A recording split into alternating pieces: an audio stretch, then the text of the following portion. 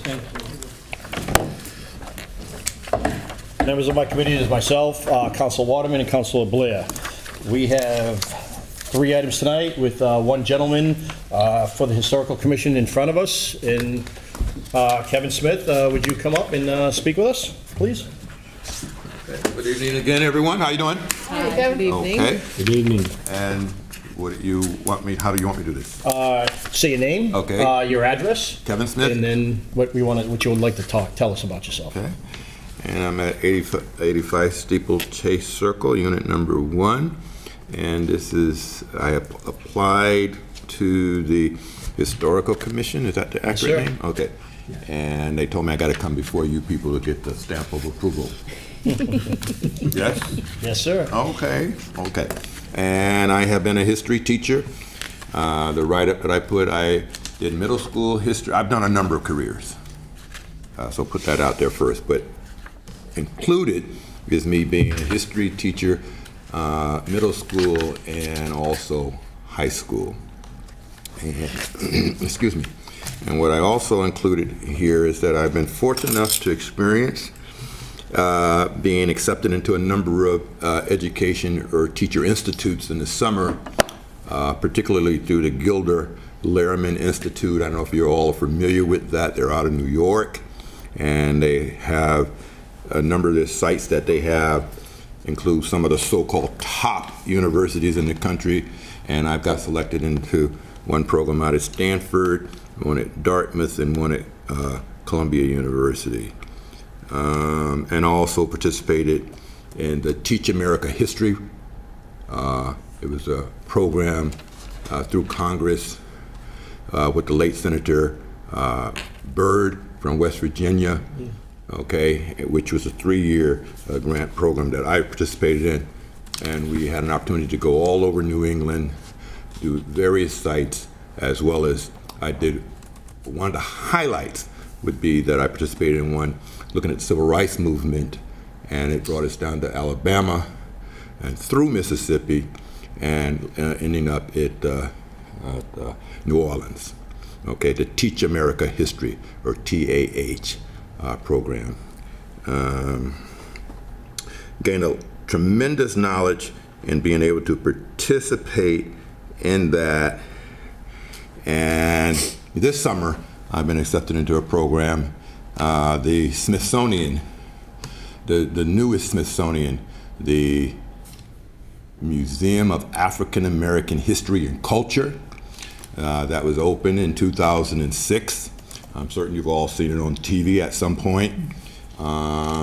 Took well over 100 years to get that museum finally built, sadly. And so I'll be in the program that looks at reconstruction. And I've done one program already at Columbia, and all of those who were part of that program, one of the things is that most of us had learned very little on the Reconstruction period when we were in school. And that's one of the errors in history that, for whatever reason, people go right through. So very few people know about that. And so I'll be participating in a program this summer at the Smithsonian on that. I got selected in that. Now, why would I want to be on the program and be a part of the commission? Is how can we look at history and those things that have been left out. There's a lot that's been left out of what we're pretending is history. And I don't know it all. And that's why I want to learn some more. Okay, so I consider myself a lifelong learner. And so when I was given the opportunity to be a part of this, and I said, yeah, I think so. I think I'd like to be a part. You know, Attleboro's been around for a few hundred years, and it's taken on it's evolved in many different ways throughout that time. And so I'm interested. But also the thing is, I think I included there that what I sent to you was what I've noticed when I was a teacher, a full-time teacher, was that I found the parents of my students would share with me, you know, Mr. Smith, I didn't used to like history before, and now I'm going over this stuff with, Tommy or Nancy or whatever their name is, and wow, this stuff is really interesting. And I'm not certain if it's just how we're teaching history today compared to what it was before. I always liked history. Always liked social studies. And so how can we make it more interesting and appealing to more people in the community? So, did I say enough? That's great. That's great. Or too much? No, that's perfect. I really appreciate it. Anybody have any questions? Wow. Council Dolan. I just want to say congratulations and thank you for your willingness to serve, and it sounds like you are more than qualified, and I think you'll be a huge asset. So I appreciate it. Okay. Oh, I hope so. Thank you. I think so. Council Blair? How long do you teach? I've taught a good 25 years. I still go in and teach. I substitute now, but I also do stuff with, I've said I've had multiple careers, so I do things with financial literacy as well. Oh, okay, good. and so I've done something even this past year with the Attleboro School. Sounds like you give back an awful lot. And I get a lot too. I taught for a while. Okay. You do get out of it what you put into it, and I assume. Yeah, I think so. Yeah. Huh? Yeah, I think that's part of it too. Yeah. Yeah, Yeah. you do, because there's gratification in history. In schools, I think, has been left behind. The kids have to know history. There's a book I can remember reading, I forget, and it said one of the things that why a lot of students now, some people may get upset with me when I say this, that a lot of students don't know history and social studies because what had been done, at least in the past, is a lot of people who taught history, people felt that, well, we can just give anybody to teach it. Like, you got to have somebody who knows how to do math. You can't have the math teacher getting up there and getting all the answers wrong. Okay, you got some smart kid in the class, but there's many people, their approach was history where we can just put anybody there, put the football coach there, put the tennis coach there. It's the thinking That is so true. that has been the case in many instances over the years with history, and so you put that guy there, and so maybe the coaching becomes the priority and teaching the history class becomes secondary, is what there's been research on that. Yeah. Okay, now I hope the I can people see you're not one of those. and I don't think the teachers that I had were any of those, and so that's why Well, when I read that I was surprised. I said, really? You couldn't have, or you wouldn't have the interest you have. Thank you, thank you. Council DeSorbo. Just briefly. Hey, Kevin. Hi, I thought How I are recognized you? How you been? Good. Nice to Okay, see you. good to see you. I It's been a enjoyed. while. Yes, it's been a while, sir. It has, and I very much enjoyed working with you on Yeah. Be Heard back in the early Yeah. days. And I am absolutely thrilled that you are volunteering for the city and volunteering in this capacity. I think you're going to be awesome and great, Okay. and your voice is one that is greatly needed. And perhaps you'll volunteer for other things, Kevin, because I think you could do a lot of good Okay. in the city. So thank you very much. Well, the mayor had also asked me to be on another commission, but that person, and he put the feeler out, and that person has not gotten back to me, and that was back in like January or We'll see what we February. can do to get that back. So if Okay. you've got the time, we have the need, my Yeah. friend. So we'll keep you busy. Okay, thank you. Thank you. Good to Nice see to you. see you, Kevin. Okay. President Delicio. Thank you. Impressive. Everything about your presentation, your experience, it's quite impressive, and I think you're going to be a true asset to anything you do here in the city. So thank you for volunteering and giving your time to the city. And one thing you said, and reminds me of one of my favorite quotes, is if we don't learn from history, we're doomed to repeat it. So thank you. And history's near and dear to my heart as well. I spent some time teaching at Sonam High School for a little bit myself. So history, and I was the track coach coaching too. So Well, let's hope that history was the priority 100%. and the track, Well, track was a priority on the track. Yeah, history was the priority in the Okay. classroom. Okay. Track on the track. Okay, So thank you. okay. Awesome. Any other questions? All right, great. Well, Kevin, thank you so much for coming down, and I'll be talking to you in the next day or two. Okay, thank you. Thank you. sir. Thank you. All right. Okay. All right. From the docket of July 5th, 2022, I move to approve the appointment of Kevin Smith, 85 Steeplechase Circle, Attleboro, to fill an unexpired term of the Historical Commission as an alternate member, term to expire February 2024. Second. All right. Any questions, comments, concerns? No, he'll be great. Yeah, I think so. I think so. All right, all those in favor? Aye. All right, motion passes. From the docket of July 5th, 2022, I move to approve the expenditure of grant funds in the amount of $16,054 by the Council of Aging from the Community Development Block Grant and approve the expenditure plus any further grant amendments. Second. Second. All right, any questions, comments, concerns? All right, all those in favor? Aye. Aye. Aye, motion passes. For the docket of July 5th, 2022, I move to approve the expending of funds by the Council of Aging for expenditure during FY 2023 and also approve the further grant amendments regarding the award of the fiscal year 2023 Regional Shine Grant in the amount of $93,259. Second. All right, Peter. All right, obviously, this is really good. This is, all this will help. Any questions, concerns, comments? All set. All right, seeing none. All those in favor? Aye. Aye. All right, motion passes. That's it for the Personnel, Veterans, and Human Services Committee, and I call for a meeting at the next appropriate time. You want to call for an adjournment on this one? Sorry, motion to adjourn? Second. All right, second. The time is adjourned at 6:42. All right. All those in favor? Aye. We are adjourned at 6:42. Yeah, exactly.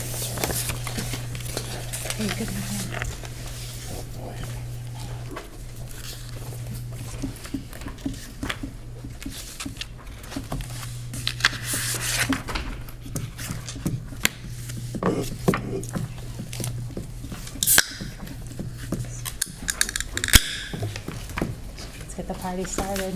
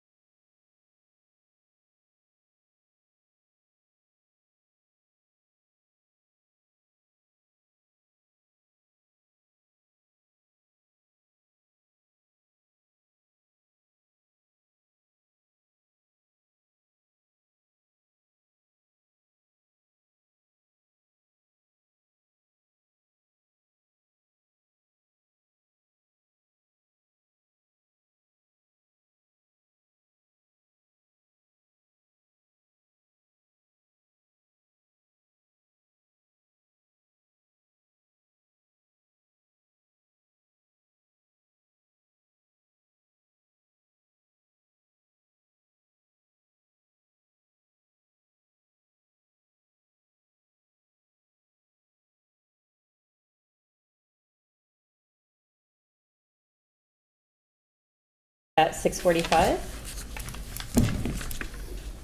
Just one item for this evening for the committee. It is for the 36-month transportation services agreement for the schools, for the Attleboro Public Schools.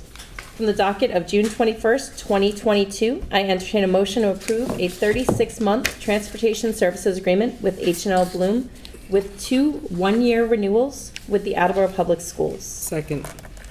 Motion is in order. Are there any comments or questions? Nope. Okay, all in favor? Aye. Aye. Motion passes. Okay, and I was going to bring for a vote this evening the May Street and Rock Lawn speed humps. However, it came to my attention that we still have some discussion, I think, on the removal of speed humps that needs to happen, and I'm wondering if it may be wise to hold these until we have a little time to discuss, rather than voting to add more speed humps before we have a process for removal. I just wanted to get the committee's thoughts on that.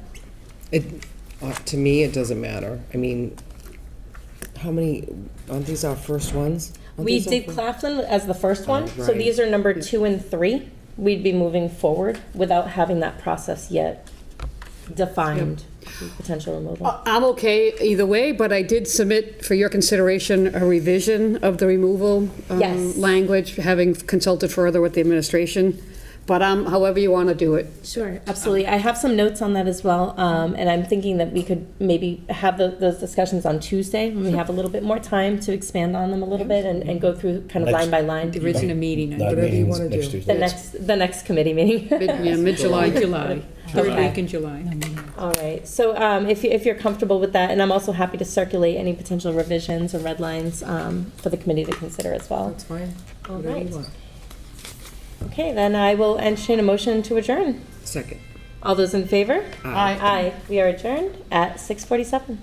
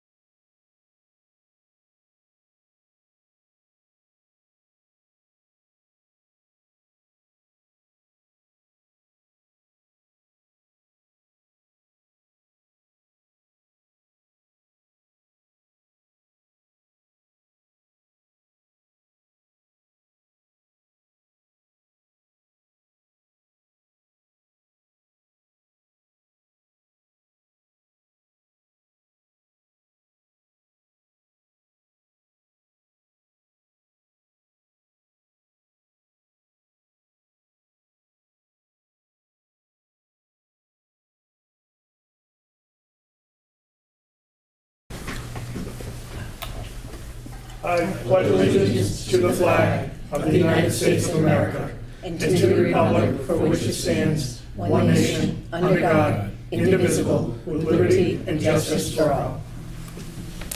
Thank you. I would entertain a motion to suspend the rules. Second. Thank you. Motion is in order. We are suspending the rules tonight because there will be no communications, there will be no committee of the whole, there will be no public hearings. We'll have a roll call vote beginning with Councilor Waterman. Mr. Waterman? Yes.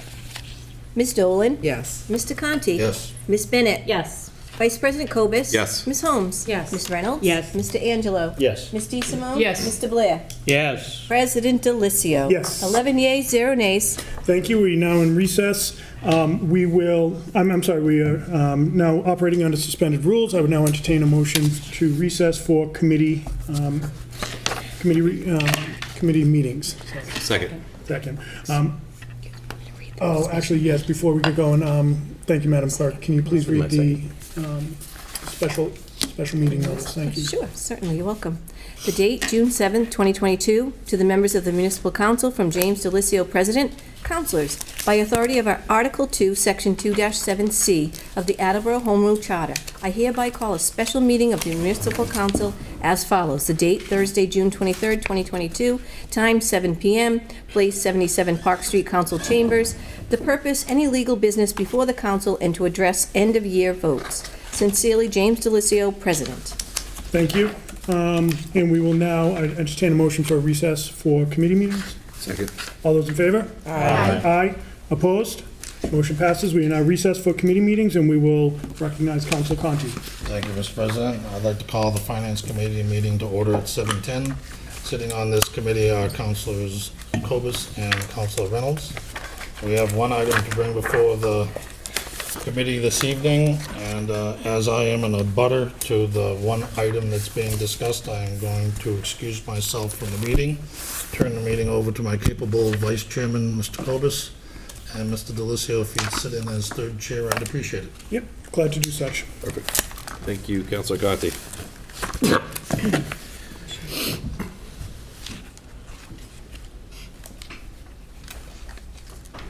All right. From the docket of April 19th, 2022, I entertain a motion to appropriate $750,000 from account 1000-359000, undesignated fund balance, free cash, general government, to fund 3572 Highland Pavilion to build a performing arts pavilion at Highland Park. Second. Motion's in order. We're going to have the discussion and hopefully vote on this item tonight, but first I'd like to recognize the mayor.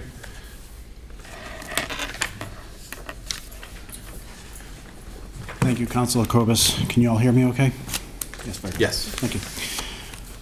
Okay, so tonight, I'm talking to all of you about something that we can be excited about. I mean, this is a project, a performing arts pavilion at Highland Park that is quite different from all of the other projects that I usually send down to you. Normally I send down requests for funding for a dump truck, for a copy machine, to pay for some type of payout of somebody retiring and they're cashing out on their sick time that they didn't use or their vacation time. The public doesn't really get to enjoy those things. But a performing arts pavilion is something that the public can enjoy. It's something that can be used in the spring, summer, and fall. It's something that people of all ages can enjoy. And this is something the city used to have. We used to have one of these between the 1950s and early 1970s. It wasn't designed well, and so it fell into disrepair quite easily. It wasn't because of a lack of maintenance, and that was covered in the Sun Chronicle. But this is something that the city used to have. And we are in a place where we can afford this right now.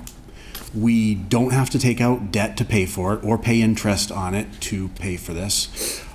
We have paid all our bills. Today is the 23rd of June. We have just a few more days until the end of fiscal year. In the past, sometimes we are surprised with bills at the end of the fiscal year and we need to use free cash. In March, and then again on June 16th, I sent the council an email, sent them 2 emails, one in March and then one on June 16th. And in those, I detailed the financial condition of the city. I talked about the ample surplus that we have, what we often call free cash. In that, I pointed out that over the last 20 years, on average, in June, we have about $350,000 in free cash, on average, over the last 20 years, in June. Some years, it's been zero. In the last several years, it's been zero. Some years, it's been $40,000. When I sent you that email, it was $1.8 million. We are not hurting for cash. And it was a lot of deferred maintenance. It was conservative budget, revenue estimates. It was spending that we didn't spending that we didn't do during the recession. That was during the COVID pandemic, that was a recession. I mean, by all indicators, we already navigated a recession, and we navigated it very, very successfully. We came out of this recession. This self-induced economic coma is what it was called, but by all economic indicators, it was a recession, quite strong. Not a single person lost their jobs. So this idea that I had for a performing arts pavilion is supported by a lot of the city. When I was knocking on doors last year, this was the issue that I led with. I talked about this as my third and final term, finish off some projects, leave on a high note. This was such a popular idea, I led with this idea. And so I finally got to the point with the task force that I formed in 2019. I first went to David Sawyer, the school superintendent, said, David, can you give me some teachers, in the performing arts program who might be interested in participating in a task force? And Dave pointed me in the direction of some school principals. The principal put me in touch with some teachers. We convened, we brought more people in, we brought businesses in, we brought lawyers in, we brought a designer in, an architectural designer. And we asked all the questions. We went through everything. Said, how can we make this functional pavilion? How can we keep the cost down? And what we ended up with was a product that is something that we, if built, we could be really proud of. Now, the first estimate that I sent down was for $750,000. That basically covers a lot more than the pavilion. It covers the landscaping around it. It covers possible plumbing if we wanted to have facilities there, bathroom facilities, which is not necessary. And the reason I say it's not necessary is because just look to North Attleboro. North Attleboro has a very, very modest version of what I'm proposing at Hayward Field. It's cinder blocks with a metal slab for a roof. It's not nearly as nice as what we're proposing, but they do have that, and it operates and it's used and it's popular. The city newspaper, the Sun Chronicle, I don't know if you all saw this. This is April 11th. It said, basically, you can read it, build Highland Park Pavilion. Build it. It says a lot of things. One of the things it says is that communities rarely have an opportunity or the money to improve the quality of life for residents. Attleboro has just that opportunity right now, and we urge them to seize the moment, them being the council. This idea, this performing arts pavilion, as I've said before, it's something we can afford. We can afford it right now. If we wait, the cost only gets more expensive. Or we can keep the cost down by reducing the scale of the project, but then we're getting a less of a product, and that's not what we hope for. This is something that would be a benefit to the city. Not doing this, the residents lose out on an opportunity. We all bought Highland Country Club, turned it into Highland Park, because it was an opportunity for the city. This is an opportunity for the city. We can put something back that we used to have that will get used. Some of the things that folks have asked me about, and I put these in writing today and I submitted it to the council. In the first draft, I had a couple of typos, so I resubmitted it. Version 2.0 just tweaks a couple typos out of that, but nothing substantial changed. One of the things that we're talking about doing is assigning this to the Park Commission. The Park Commission would then supervise the scheduling of this, just like they do the Newell Shelter, just like they do, O'Connell Field for the farmers market, take a fee in. I don't know what that fee would be. That's up to, the Park Commission and the council. Doesn't matter what the fee would be. So we get to rent it out. This is not something that would compete with the Xfinity Center in Mansfield. Sometimes people know as Great Woods. Those have been around for a while. Some people have said that it would compete with, this is a small community performing arts pavilion where the dance studio in the center of Attleboro could use it. The School of Rock could rent it out. This school teachers that teach performing arts, they could hold performances there spring, summer, and fall. It's something that would be a draw and an attraction to the city. Other things people have talked about is that we shouldn't spend the money on this because we have other needs. One thing I was told is that there was a concern that we should be spending this money on the fire department and redoing the sleeping quarters and HVAC system. That's what we have ARPA money for, $17 million of ARPA money, and I've already identified many months ago that we can use ARPA money to pay for that. Some people have said that we should use this money to repair roads and sidewalks. We're already doing that. Some people have said we should put this money towards stabilization. I think you've heard from me plenty of times by now that when I started as mayor, we had $2.9 million in stabilization. Now, with your vote on Tuesday night, it's $7 million. So in 104 years, from 1914 all the way up to 2018, that's 104 years, the city built up a stabilization to $2.9 million. In 4 years, 4.5 years, we more than doubled that. And I say we because we did it. I proposed it, you voted it. We are not doing bad for money. We're actually in really good shape. The longer we wait on this project, the more expensive it's going to get. If we had done the high school 20 years ago, like John Davis had suggested, the high school would have cost just over $100 million. Instead, it's $260 million plus $100 million in interest. Could have been a lot less if we did it 20 years ago. Cost of construction is always going up. Some of you haven't seen the 1-minute video that Jeffrey Miller, who's sitting here, he's a designer. He lives here in Attleboro, just across from Capron Park. He was part of the task force. He put together a 1-minute rendering of this pavilion. The pavilion had the way he designed this was with input from the end users, performing arts businesses, teachers, people who actually would use it. Before we go to that, what I'd like to do is show you a couple of slides that Derek Corsi, I don't know how to adjust this. Here. Okay, there we go. So, Derek Corsi, he's our Park and Forestry Superintendent. He also was part of the task force. He would be the primary custodian of the Performing Arts Pavilion. So this is part of a bigger vision. As I talk about in this report that I sent to all of you today, this is part of a bigger vision for Highland. And what this is we'd like to connect Capron Park through the Sweet Forest over to Highland Park. And what you have there is a cross, before and after. And this is a rendering that Derek created on his computer. It basically shows what a crosswalk. Now, this is separate in the cost from the building of the Performing Arts Pavilion, but it's all part of a vision for this. So we connect it with a safe pedestrian crossway. That's a raised crosswalk. It's different than a speed hump. That's actually called a speed table. And it would also, you don't have it in this rendering, but we could put the lighted crosswalks, the rectangular rapid flashing beacons that we put up.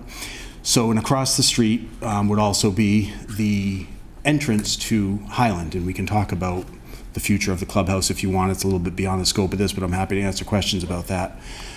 So additionally, this, let me adjust it.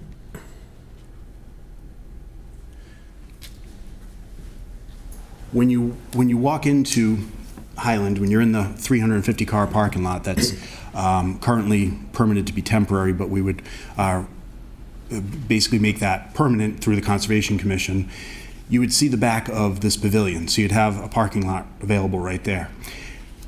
And then, I guess I have to, does it scroll down gently? Go back up. This is, what you would see. You'd see the parking lot in the back, Rathbun Willow Drive in the further back, and then the pavilion would be located at the bottom of one of the greens, which then has natural stadium seating. So this is basically some still shots of what it is, but now what I'm going to do is show you a 1-minute video that Jeffrey Miller created, and then I'm going to open this up to questions, because before you vote on this, I want you to be able to ask me any question, and I'll answer it, because I've heard it all before. All of anything that concerns that people have had, I've heard it, and I want to share with you what the task force and I have put together in responses to give you the highest confidence that not only is this a good idea, but we're ready for it. So let me play the video.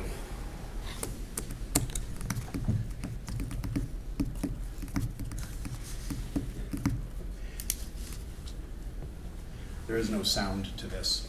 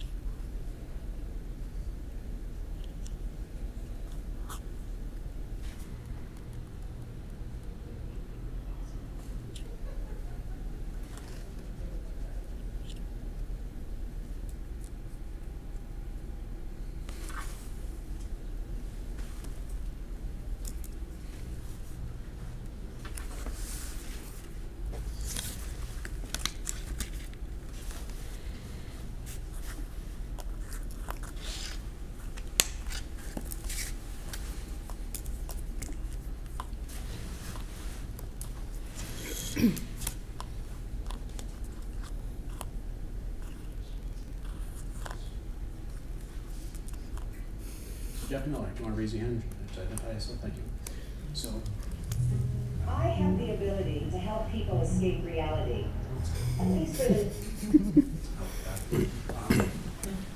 So, one of the things that I have been looking forward to telling you all about is that, there's going to be an investment from the community in this, and I talk about this in the report. We have different levels I'm proposing different levels of sponsorship. So if somebody wanted to donate, I'm making up numbers right now because these are up for debate, for discussion, up for input. If somebody wanted to donate 50% of the cost of what this would be to pay for the maintenance of this going forward, we'll give you naming rights.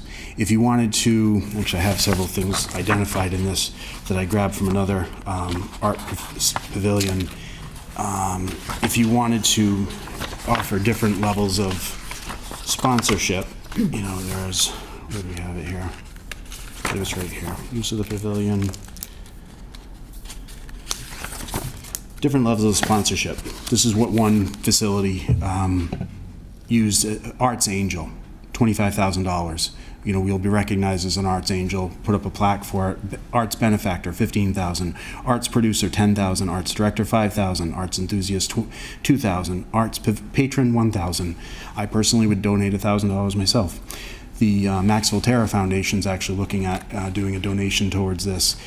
Any money that people give would then go to help into a revolving account, which would then be credited to that account, then used as for the maintenance. But it's not just for people that have a lot of money. Small bricks, a 4x8 brick. I've already looked at several companies for this. $50, an engraved memorial brick. An 8x8, $100. A 12x12, $150. Those are approximate prices. We looked at several companies. But then if you wanted to donate a brick to somebody in memory of, in honor of, that could then be put in the orchestra area. The orchestra area of a pavilion is typically what's right in front, or it could be put on a walkway leading up to that. We could, that's up for debate. That's insignificant details. But that money would go in to help pay for the upkeep of this project. So there's very I can't imagine any area or aspect of this project that hasn't already been thought of by the task force and that I haven't seen online already.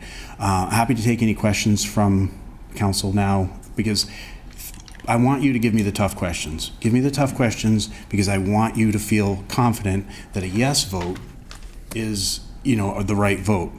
Because as I've said this before, I think there's three options. There is a yes vote, which is great. There's a no vote, where you vote no forever. You don't think we should invest in that. I can respect that. If you say no, I don't think we should invest in that, and that's your opinion, I can respect that. But if you say no, I'm going to vote no right now because I think it's not the right time, maybe in the future is a better time, I don't buy it. And I don't think a lot of other people are either, because it's only going to get more expensive if we wait. So I'm happy to take any questions. Give me your tough questions. Give me your easy questions. Feel free. All right, Mr. Mayor, and I'll start. I do have a couple questions. So I apologize that I haven't had time to read your entire 18-page email that was sent a couple hours ago, but I am excited to hear that the co-ed dormitories for the firefighters is included. That coming up with a plan for the Council on Aging and resolving the co-ed dormitory issue for the firefighters was, in my mind, one of the bigger blockers to this. And in my mind, this was not a higher priority than those two items. You did mention that stabilization is higher than ever, and every year it's the highest it's been because normally.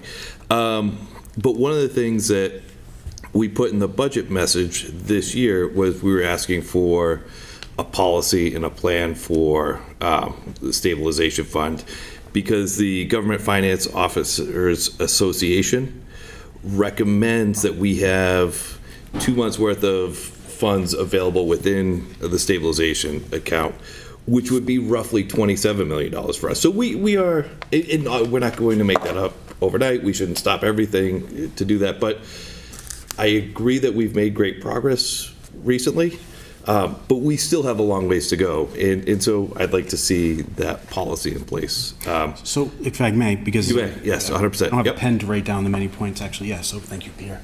Okay, so let me just, because I want to address every one of your points. So Council on Aging, co-ed dormitory, and stabilization fund. Okay. So now to one of the last things you said, which was that we can't put everything on hold. We're not going to get to $27 million overnight. And that's right. And so that's why we spread around what resources we have to the different constituencies, and we don't favor any one or the other. The arts community hasn't really gotten anything from this city in quite a long time. This city, in 2014, and George Rhodes wrote the article, he identified that this was one of the 2 most boring cities in the state. One of the 2 most boring cities in the state. It was a 2014 article. I actually included it in this report to you, with a citation. So what I'm getting at is that we spread around the resources, and this is something that we should do. So to the COA, we funded a feasibility study. That's the first step. We're not breaking ground on a Council on Aging building for at least 4 years. It takes several. We're putting together the RFP. We have to issue the RFP, the request for proposals. Then we have to give it time to take the proposals in. Once the proposals come back to us, we have to evaluate those. We then have to hire an owner's project manager. I've actually outlined this in detail in the Sun Chronicle in the past. It was an article, and I can forward that to everybody if you'd like to see it. I'll just send that to Virginia.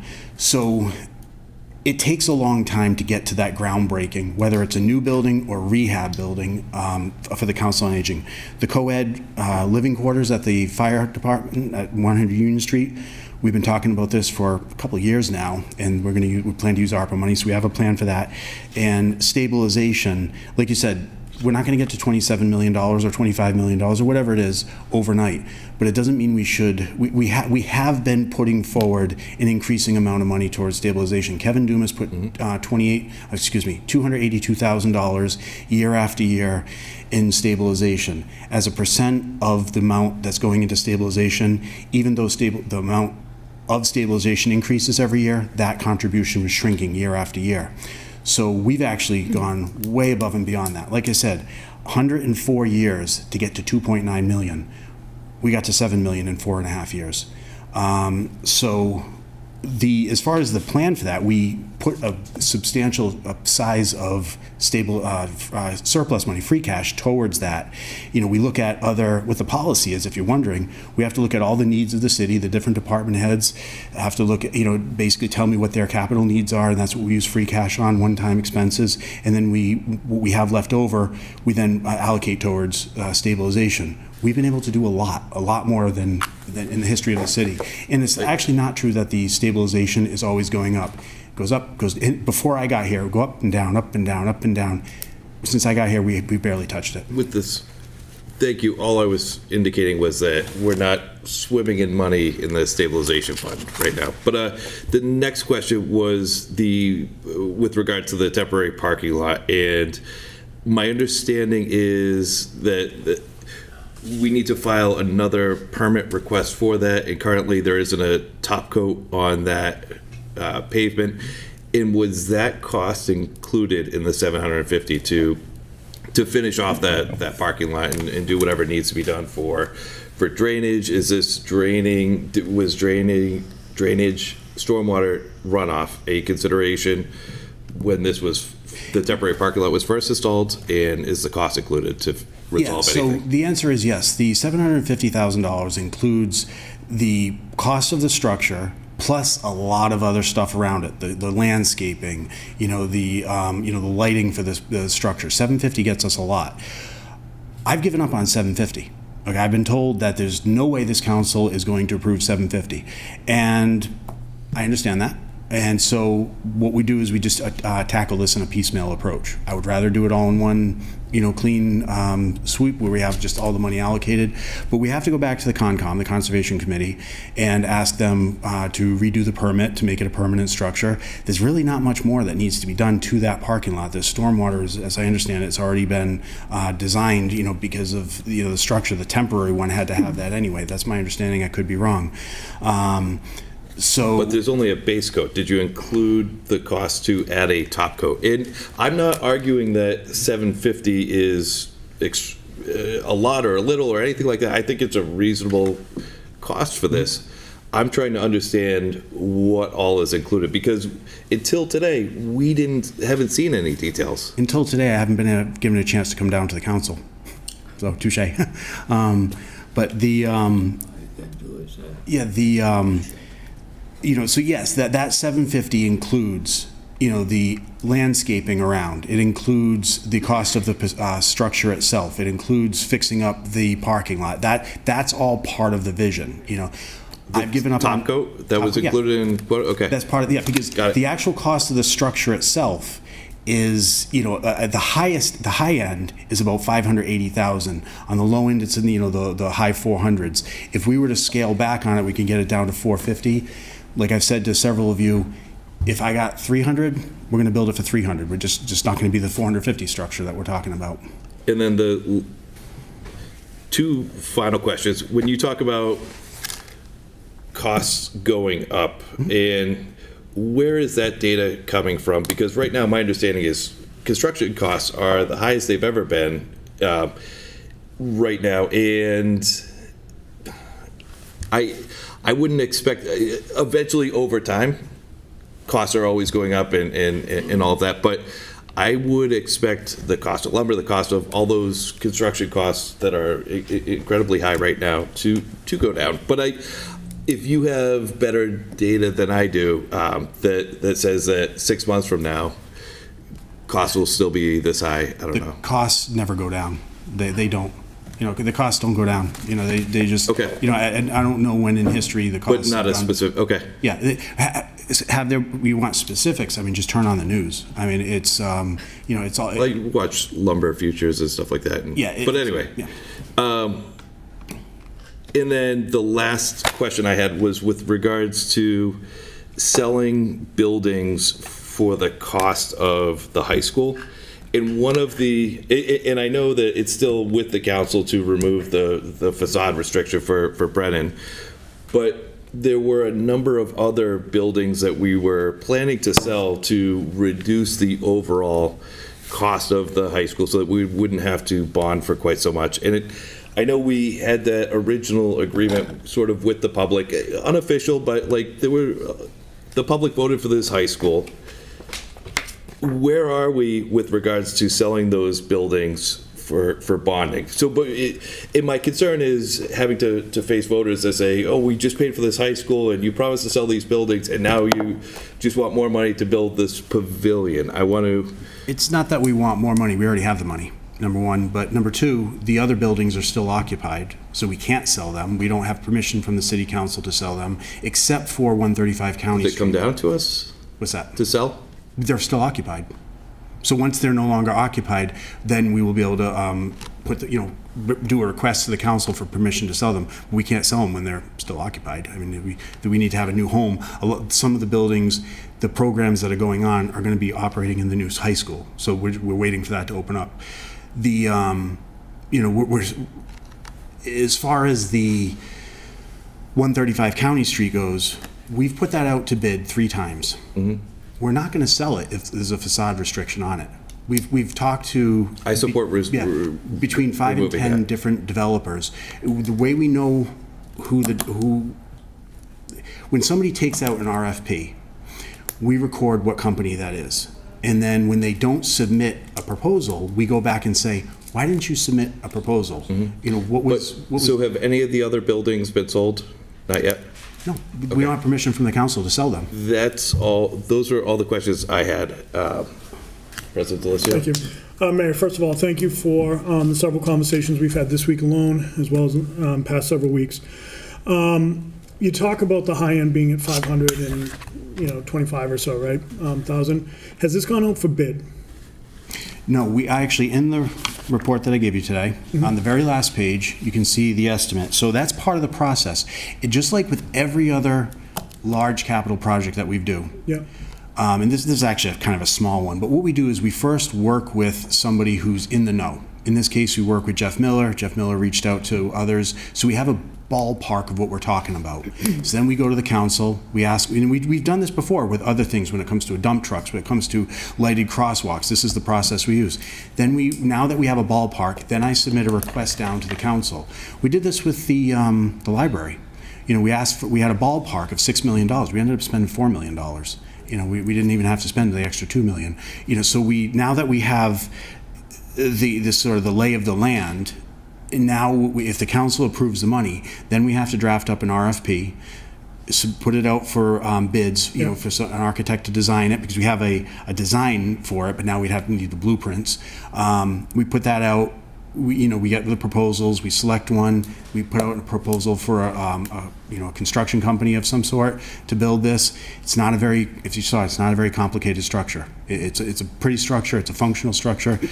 So that's all part of the process though, and it's no different than any other large free cash expenditure we've done. It's a small project, it's a large free cash expenditure, but it's a relatively small project for the city. Yeah, no, I appreciate that, and I think that the competitive procurement process is extremely important. It's required by law. Well, I understand that, but I think from a visibility standpoint from the council, I think it's important, because we're asking, the way the motion's worded, it's for $750,000 to go into Fund 3572, I believe.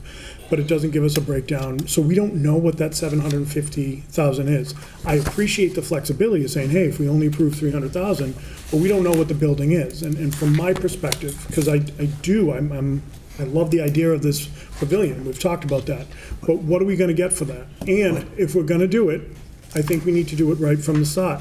So what I would realistically like to see, if this doesn't end up going forth tonight, what I'd like to see is, once free cash is certified in the fall, that it comes back down in 2 motions. One is the breakdown of the engineering, the design, the permitting fees, just so we have an understanding of what that's going to be. And we've done that in the past, maybe not under your administration, but we've done that before. And then, in the vein of compromise, the night it comes down in the communication, I would call for a public hearing that night. You asked, you don't know what it is, but you do. you've seen a video. It's a great video, man. Not only have you seen the video, you've seen the surrounding area to this. You know, it's to say that you don't know what you're getting for that 750 is, quite frankly, disingenuous. You've seen No, it's not. Mayor, I don't want to go in this back and forth. You know, what I'm saying is, we have a fiscal obligation. We're the fiduciaries. We need to take a look at what the money's going to be used for. You keep saying it's a small project, but to the residents out there that we've talked to, they're saying it's $750,000. I think, to Council Cobus's point, it probably makes sense. It's probably the right number. But I think that, I don't know that we're being unreasonable by asking for additional information on this so we can fully understand as to what that cost is. It's a line item, which I don't think we're out of line for asking. Well, and you and I have had conversations, and every single question you have asked me, I have answered. Correct. Every single question. And anybody who I've had conversations with, I've answered every single question. I'm not indicating you're not. You asked us for the hard questions. We're giving you hard questions. But this is the point that I'm making, though, is that I've answered the questions that you're saying needs to be answered. I've answered those. So what's the engineering? What's the design cost? What's the permitting fees? Those are the questions I'm asking right now. Yeah, we have that right here on the last page. Okay, the last page. The estimate that was provided, and I gave this to you guys today, $480,000 to $540,000 for the design of the structure right now. Roughly another $100,000 for the top coat, you know, and the structure around making the what's it called, the parking lot permanent, you know, putting that top coat on. You know, the cost of the crosswalk, that's not included in this. You know, there's the cost of plumbing, that could be another $100,000, and that's what brings us up to $750,000. What's the cost of the permitting? I don't know, but that's something that the council normally waives when it's a municipal project. You know, so it wouldn't actually cost anything because we'd be taking money out of this pocket and putting it back in this pocket. And historically, the council waives those things, you know, for municipal projects. So I'm trying to help come up to a happy medium here, and I don't think that, you know, if you ask us for the hard questions, we're going to ask the questions. Yeah. I don't think that these questions are out of line. No, by no means is, I think what Mr. Miller did, kudos, sir. I think that's a beautiful rendition. As someone who's acted on stage and been on stage several times here in Attleboro, I think this is a great way to bring the community together. But the reality is, as many people that we've talked to that are in favor of it, we've also talked to that many people that have concerns about it. And I think we have to air those concerns, and that's just us doing our job. No, I get that. You and I have had great conversations about this. This is something that popped in my head later on this afternoon. So that's why I'm bringing it up now. Yeah. To answer your question, though, it's, you know, anywhere from 480 to 540 for the structure as designed. We could scale that back probably to 450-ish. 100,000 for the top coat, and, you know, another 100,000 for plumbing, and that brings us up to the 750. But the permitting, you know, is, you know, that's, like I said, that's very small. Our permitting fees are very low, but that's where we come up with the 750 number, the roughly 750 number. And those are also, those figures include, they're very generous to include the cost of like escalation and you know, which is basically contingency. So that's, you know, it's, again, we've talked about this. That's, I guess you're asking me that question for the benefit of the public, because this is, you know. I'm asking to see that there's a way that we continue the conversation, because if I'm being honest, I don't know that I can support it in the way it is, where it just says, hey, put $750,000 without any spending restrictions on it, and, you know, without this council having any kind of line of sight into it. Well, the part of the process also involves this going out to bid. Yeah. And, you know, I've talked to Jack Jacoby. We would assign this to the Municipal Building Commission. They have oversight over it. So it's just like any other project, you know, where we have, you know, gone, asked for money, and, you know, we presented a design, you know, and we move forward with it. I mean, it's really no different. Well, the difference, I think, with all due respect, is this is hot button right now. There's a lot of people on both sides that I think deserve answers to these questions. I think that, you know, if we can't get it done tonight, let's see how we can get it done. Let's have the conversation continue. Let's be able to talk to conservation, planning, zoning, the police, the fire. But to just ask for a blanket 750 and then say, well, you know what, we can bring it down to 250 or 300, but we're not going to get what it is. You know, it's like saying, but do the right thing. So we just need more information in order to be able to make the right decision. And as it is right now, I don't know we have enough information to fully understand what this project's going to entail. I respectfully disagree, but let's move on to another questioner, though? Because we're just going around I'm circles. sorry, I didn't realize you Counselor wanted me to. DeSimone, Counselor Holmes, and then Counselor Thank you, Council Cobus. Mayor, thank you for coming down. So I have a few comments and a question. Frankly, I wish we had some of this information sooner, perhaps in your initial communication, and perhaps we should have had a public hearing. Frankly, I regret the fact that I did not move, and this body did not move for a public hearing, because I think, having heard all the chatter, that it deserved a public hearing. So I'm glad that you're here today and able to present. But more information up front would have been helpful. May I on that point? Sure. I was waiting for the council to call me down so I could present this information, and I finally got this opportunity at the very last minute, Yeah, and I understand which I'm that. very appreciative of. But I, you know, for the lack of my understanding of the council rules, I thought that when I sent it down, when it's in committee, it would automatically get a public hearing. I was wrong about that. That's not the case. It doesn't automatically get a hearing, and I thought it did. But the council has had this since April, and you know, so I mean, But I've had lots of conversations with several of you since April about this. But I have been Understood. looking forward to this moment to talk to you about this project. And I'm glad you're here, and I'm not going to hold that against the project, because to me, this isn't about you or your presentation or when it happens. The question I always ask, and the only question I ask, is this good for the city? Here's where I'm torn. I support Council Cobus's, that, you know, the idea of growing the stabilization funds, and I certainly appreciate your efforts to date, but that trend needs to continue in an upward direction. So my concern is, I'm debating that in the back of my head out of concern for the unknown economic future. And I think we disagree on what that might be in the earlier conversations. But I also appreciate, and I think the pandemic has shown, and I think our country currently needs every and any opportunity to build community. And this presents a heck of an opportunity to do that. We need to get people together. We need to get people interacting. And art, in theater, I cannot think of anything else that is more needed right now in this world than the creative offerings of theater, particularly for our young children. So my sense of community and the desperate need I feel that we have is driving me towards supporting this. I do not support it, however, at $750. And I don't claim to be an engineer, but I would suggest this. The beauty of this idea is not in the building. It's in the surroundings and the people. So I want to ask you a question. In your memo, you said that you could accept $450. Would $450 do the project justice? And if we were to vote on it at $450, Mayor, would you commit to putting the $300,000 in the stabilization fund off the $750 that you asked for? Yeah, absolutely. And would it do a disservice to the project as you envision it? Because again, the building needs to be lovely, Yeah. but it's the surroundings and the people who are there who are going to actually make it work. No matter what the council gives me, I'm going to say thank you. If you give me $10,000, I'm going to go out and buy a nylon tent, and we're going to call it a pavilion. Okay, I say that jokingly. If the council, if your collective decision is to reduce the amount, we're going to go back to the drawing board. When we go out to bid, you know, we have that process.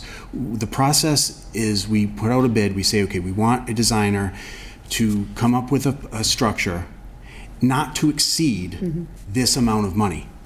So if this, we kind of did this as a starting place.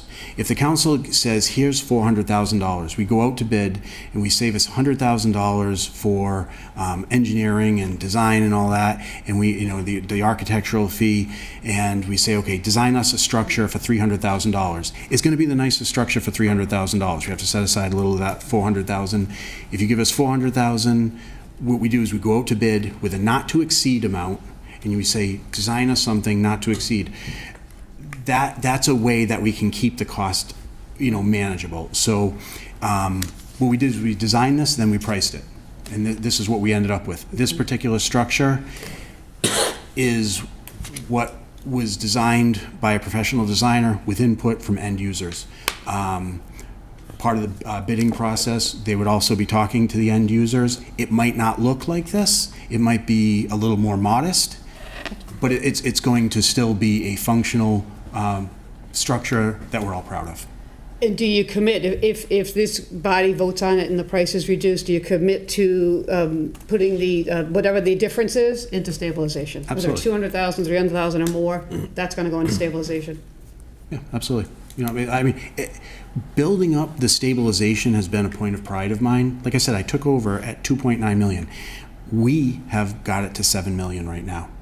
You know, and when free cash is certified in October, we're going to look at the needs of all the departments, and we're going to go ahead and also do another allocation. Historically, Kevin Dumas did 282.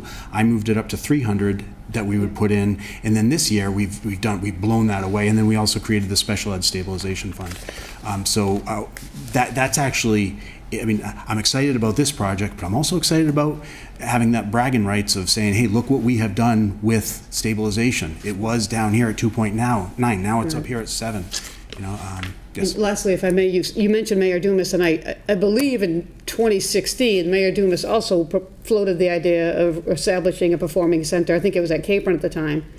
And I think the number he was looking for at the time was like 600, but they had some other funds available. So this idea is, it's not, no offense, it's not new, right? This has been out there for a while. The city used to have one. But for all the reasons I mentioned, that's why I'm leaning towards voting for it, because I think we need to get people together more, and art is a wonderful way to bring people together. So thank you for bringing it. Thank you for adding this information. And the lower it goes, Mayor, the more I support it. Thank you. Councilor Holmes? Thank you.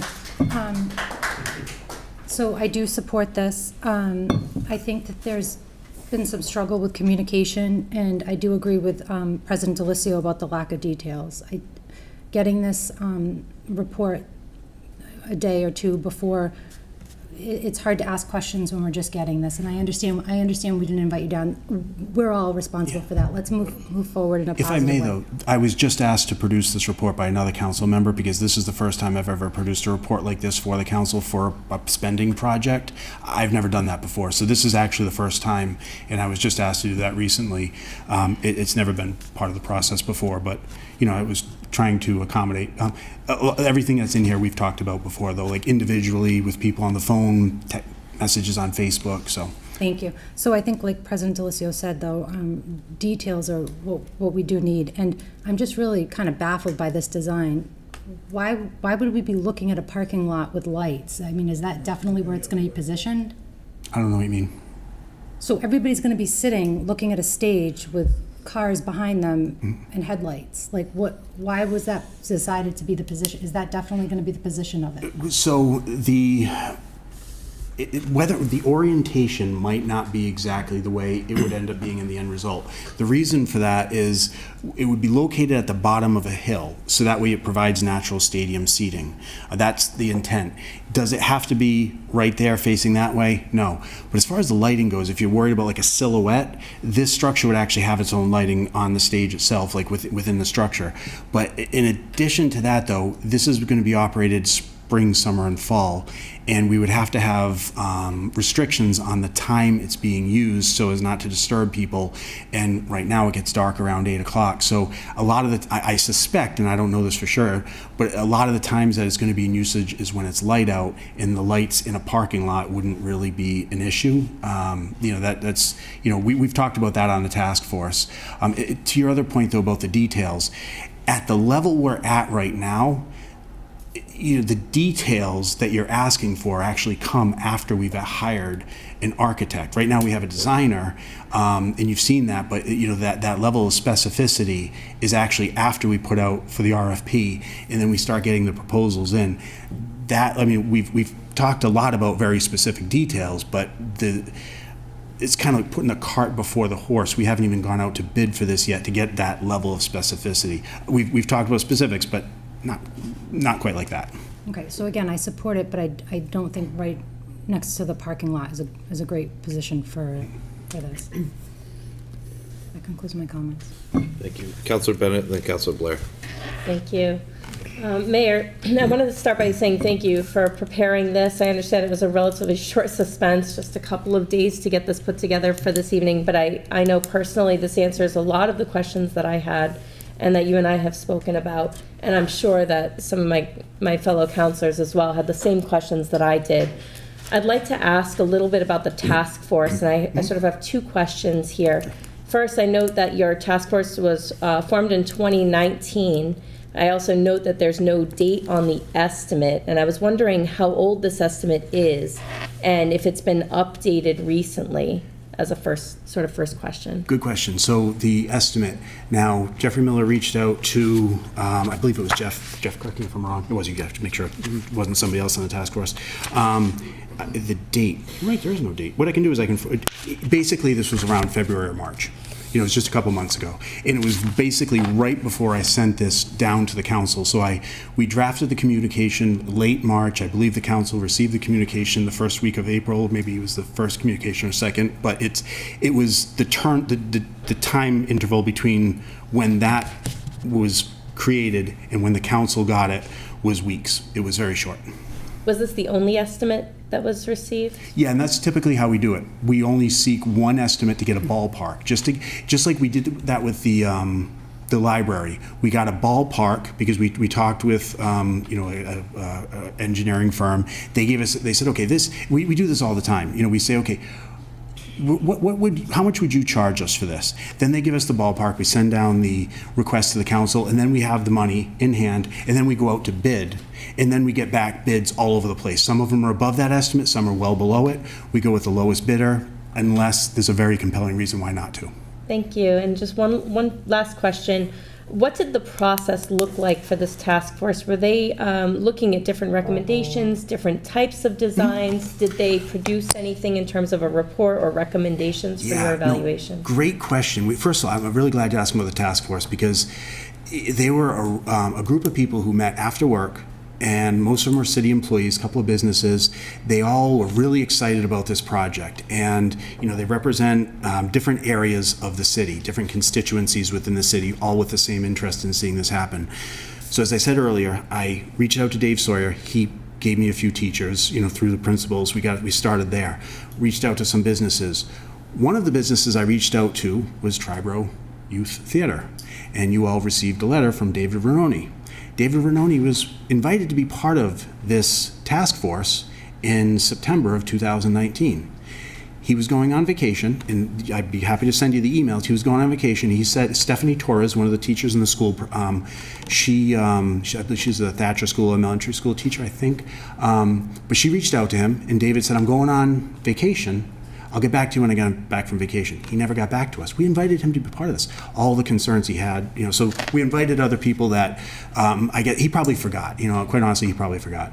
So, we met numerous times. We looked at all sorts of different structures from all over the place. We spent time. Everybody worked on it. We looked at.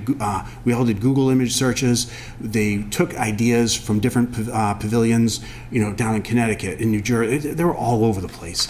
The task force then fed those ideas to Jeff Miller. Jeff then came up with the structure that you saw.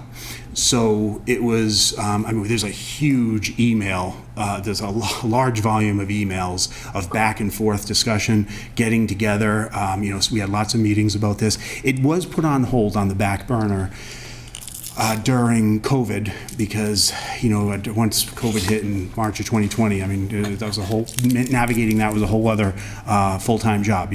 Full-time job as mayor, then full-time job dealing with COVID. That was a busy time. So this fell on the back burner. I felt really bad because the task force was really excited about this.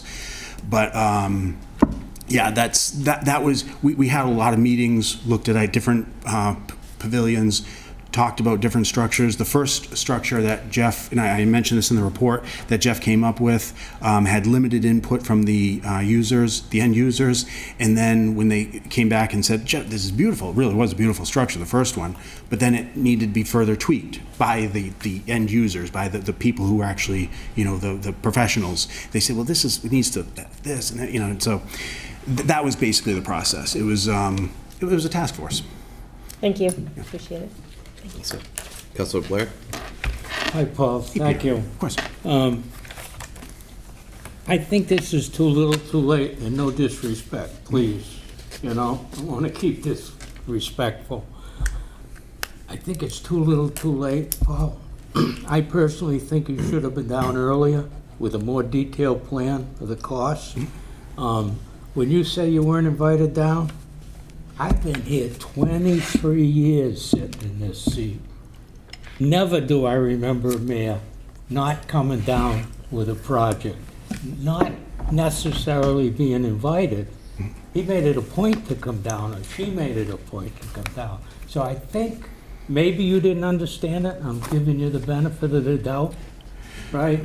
But you could come down to this council anytime you want. Well, it can't come down to a committee of the whole because it's in committee and the rules wouldn't allow me to talk about that if You could ask to come down. I'm not getting in an argument. I did. Many times I asked Councilor Conti. I begged him to come down for this. And you're right, I did not fully understand the process because I thought the time to discuss this was at the public hearing when it's in committee. You know, that's what I thought was the time to do it. And my lack of understanding of the process down here is, you know, that's partly to blame for that. But I've been waiting since April to have this opportunity to talk about this, yeah. And secondly, I've been involved with a lot of projects Paul, in 23 years, a lot of projects. I was heavily involved in the water department hooking up with Pawtucket. How far over? We sent that out for bids, got an estimate from an engineering company. And that's what, million plus was the lowest bid we got to what the engineering company told us? That's why we're not hooked up? Oh, there's a lot of reasons. I'd be happy to have a conversation with you about that, but there's a lot. That's in the process. It's still being worked on, and every day we're taking a step further, closer to that end product. So it's not stalled, if that's your concern. But I'm happy to talk about that at another time. Jack told me it wasn't solved. I went to ask him about it. But the money is completely different, and we had an engineer look at that supposedly knew cost. And the cost just went out of sight. Counselor, if we could just keep it on track. Thank Counselor you. Blair. I was trying to. But Paul, I think it's too little too late. You should have been down months before the deadline, which is a week away. I've been asking for it for months. I have. All right. Well, it's too late for me, Paul. I've had a lot of calls from constituents. You know, we don't have money to patch potholes. Sure we do. We do. Well, we do, absolutely do. And any pothole you ask to get fixed, we get fixed. You know, there's no pothole that doesn't get fixed if you ask for it. Yeah. We take care of them. Councilor Angelo? Thank you, Vice President Cobus. Thank you, Mayor Haru. I love this idea. I fully support it. And not that I fully understand all the monies involved here. I'm even okay at the cost, the full cost. On the way, I was in Connecticut today on work, and on the way back, I'd gotten maybe 6 or 7 calls from different people of citizens, maybe even more than that. Some were supporting it, and others were asking very similar questions to Councilor DeSimone, President Delisio, Vice President Cobus and stuff. So, it got me thinking that, you know, I tend to agree with some of the council members that, you know, maybe we need to put together a little bit more information. But that being said, I'd rather see this get approved sooner rather than later. Like I said, I think this is a great idea, and I'm one of those bells and whistles kind of guys, so I would like to see all the nice things, and I want to be able to see my kids and my grandkids come over to enjoy this and stuff. So I applaud you for it. I think it's fantastic. I hope and pray that this is going to happen, but I am okay with gathering a little bit more information to satisfy everybody, but I do want to see this get done. Okay, thank you. Councilor Blair, then Councilor Waterman. just a quickie. I also believe in the project. It's something that I'd like to see. It's not necessarily something we have to have. So I am looking at the financial end of it.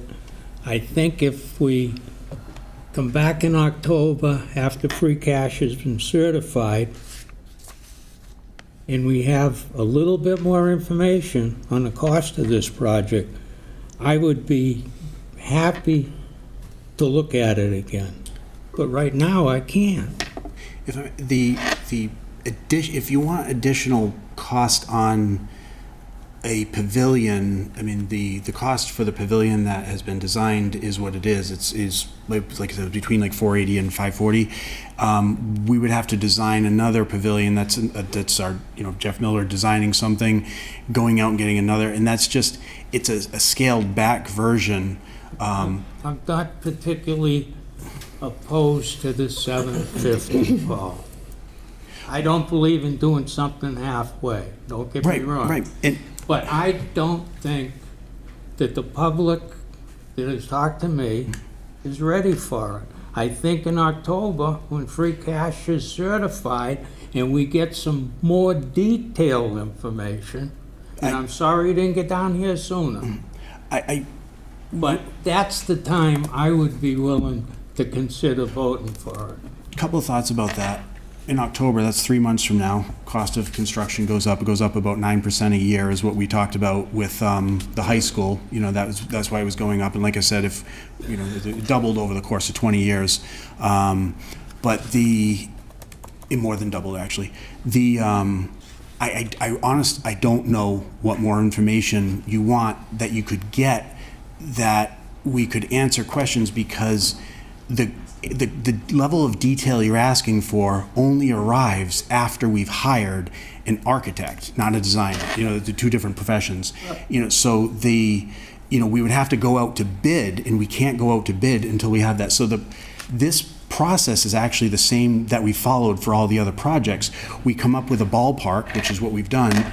The council approves it, we go out to bid. Some of the bids are high, some are low. We always take the lowest one, but the process is actually the same.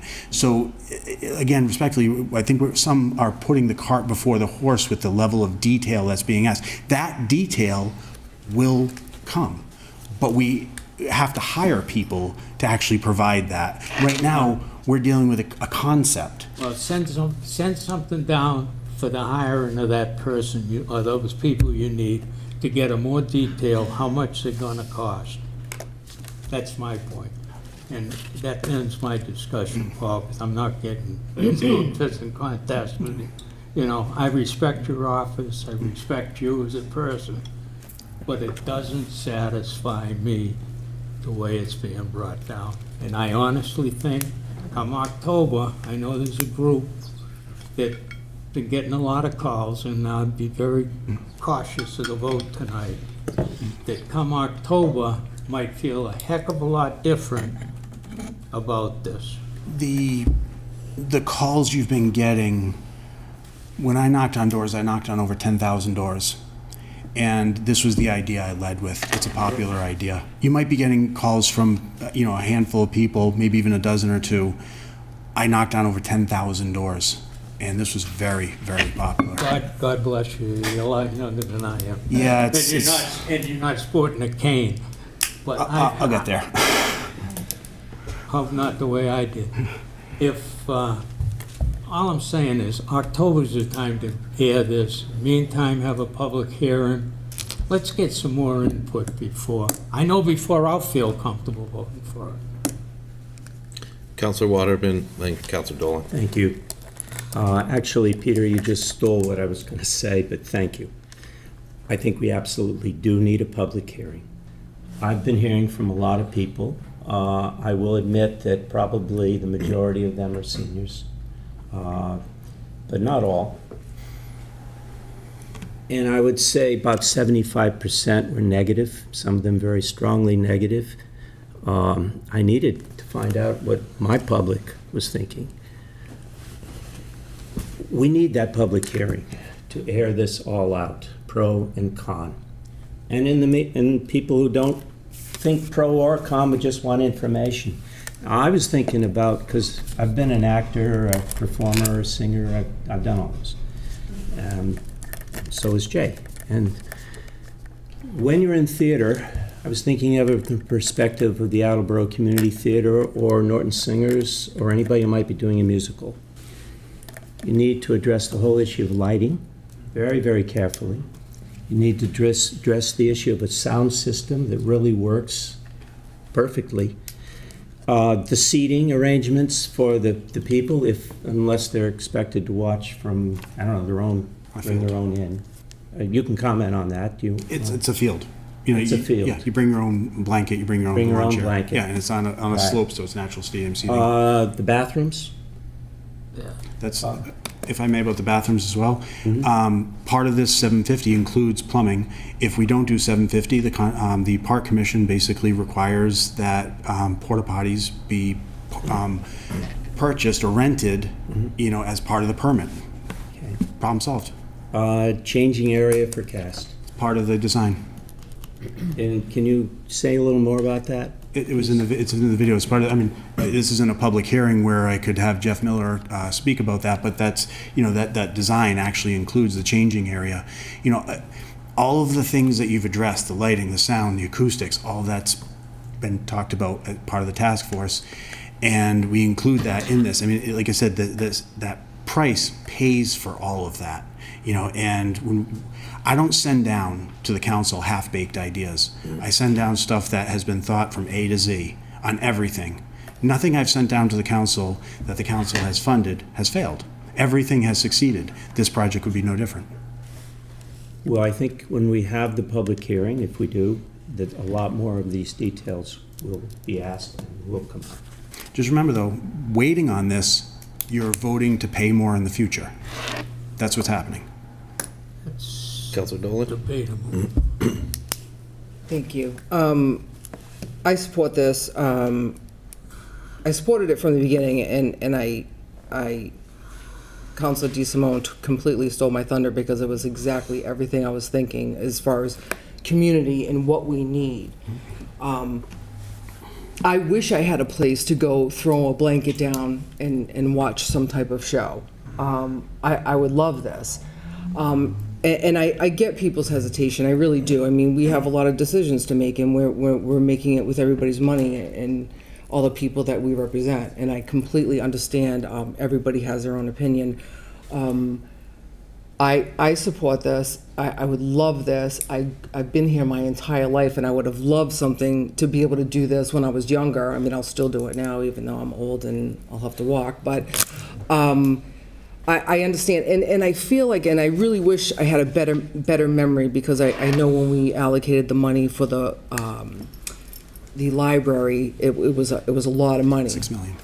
Over 6 million. And it was hard. That was a hard decision. It was hard because it was so much money, but it was such a gem to our community that we all wanted to do it for everybody. Again, I don't remember exactly, but I don't feel, I understand your point about the details. I don't think we didn't have breakdowns when we were approached and what we needed to do. We knew what we needed to do with the library. We knew the envelope, and we knew the leaky windows, and we knew specifics, but we all ended up supporting it in the end. So I definitely support this, and I would love to be a guest there, and I hope it gets done. And that's all my comments. Thank you. Thank you, Councilor Dolan. Anyone else? I have one additional comment, Mayor. From my perspective, and I'll give you a chance to sort of rebut based on this discussion and where I've personally ended up, and I 100% agree with Kathleen DeSimone that we need something like this. I want to support this as a steward of the residents' money. I need a couple answers first, and I can promise that I would be supportive of this. And personally, I think when I first saw this, I thought it was a little bit too modest, and I agree that that's a subjective opinion. But I wouldn't want to see it cut below 750 personally. I would probably support it even a little bit higher, provided I knew what the plan was for the following 5 items: the Council on Aging, the stabilization policy, and debt service policy. What the plan is, and some additional information on the parking lot. The plan for selling the buildings to reduce the amount we're bonding for for the high school. And then a more detailed cost estimate than 550, 100, 100. I'd like to understand it more and understand that I want to support this. And if I have this information, I could probably get behind it. So I'm okay with, like, I'd love to wait until the fall. And just for the record, I don't know if lumber futures is the way to look at building costs, but they're down dramatically from where we were in March when you got your initial estimate. So the cost to build is probably less now than the 750. But So if I can, that was actually 6 points, not 5. But the COA, we're doing a feasibility study, and when that comes back, then we'll know what the right things to do is for that. So that we're not going to get this information today, but those 5 items. What? I'm happy to provide it right now.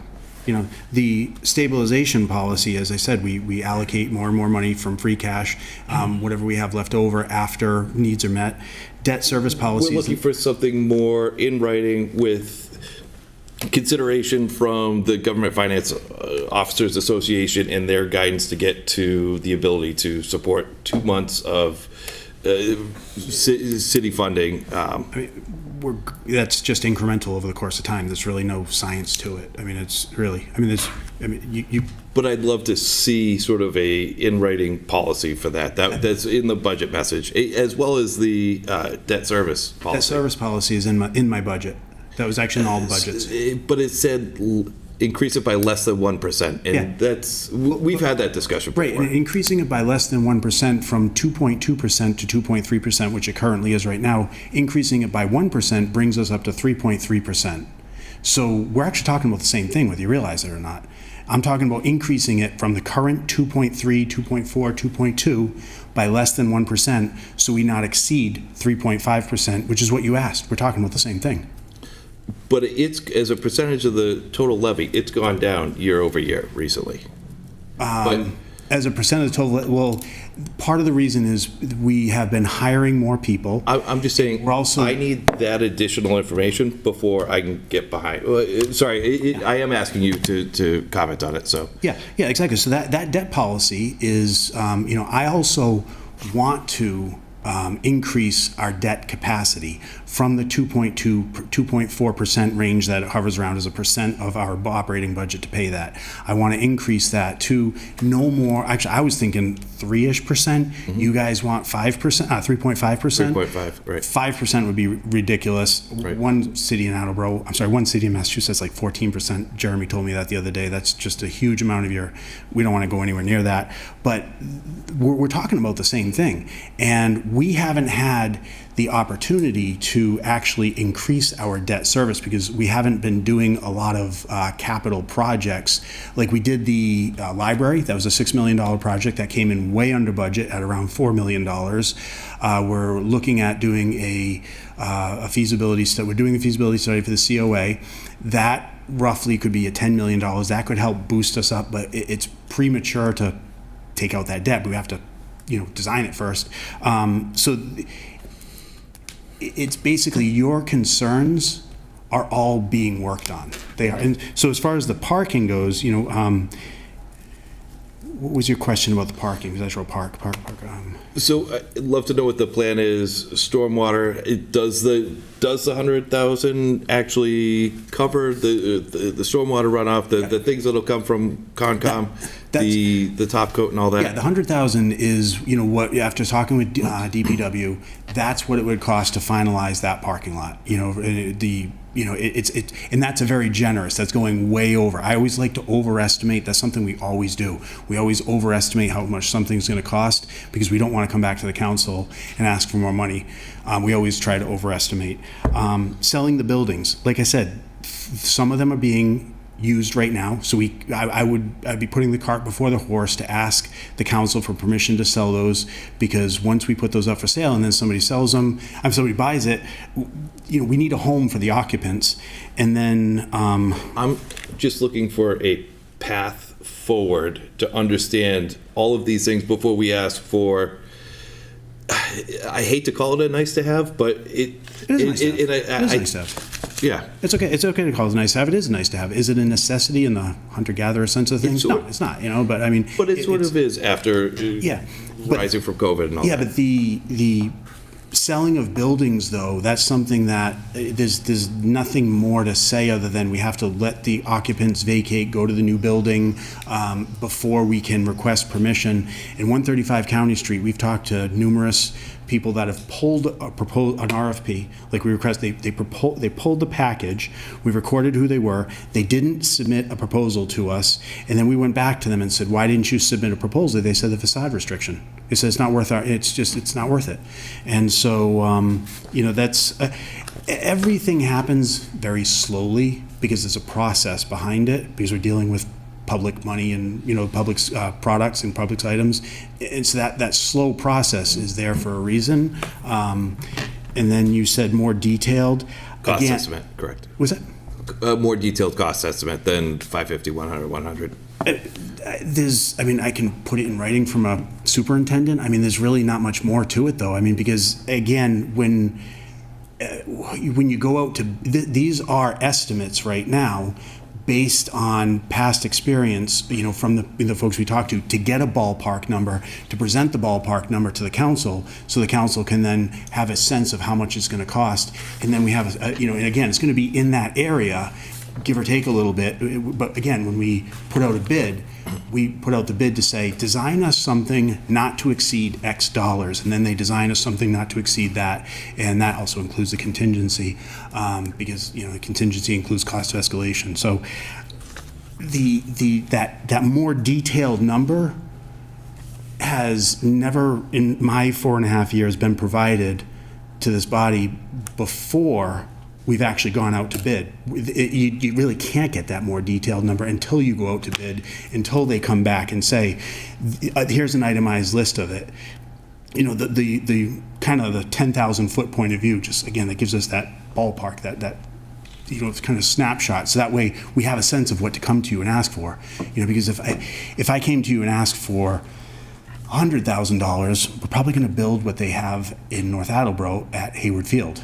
It's just cinder blocks and a cement slab and a steel roof. Mason. And, is that? Mason. I always do that. I always mix those two up. They're close to each other. Mason Field, I should know that. I'm the damn mayor. Anyway, yeah, I always do that. So, Mason Field, North Attleboro, not Hayward Field.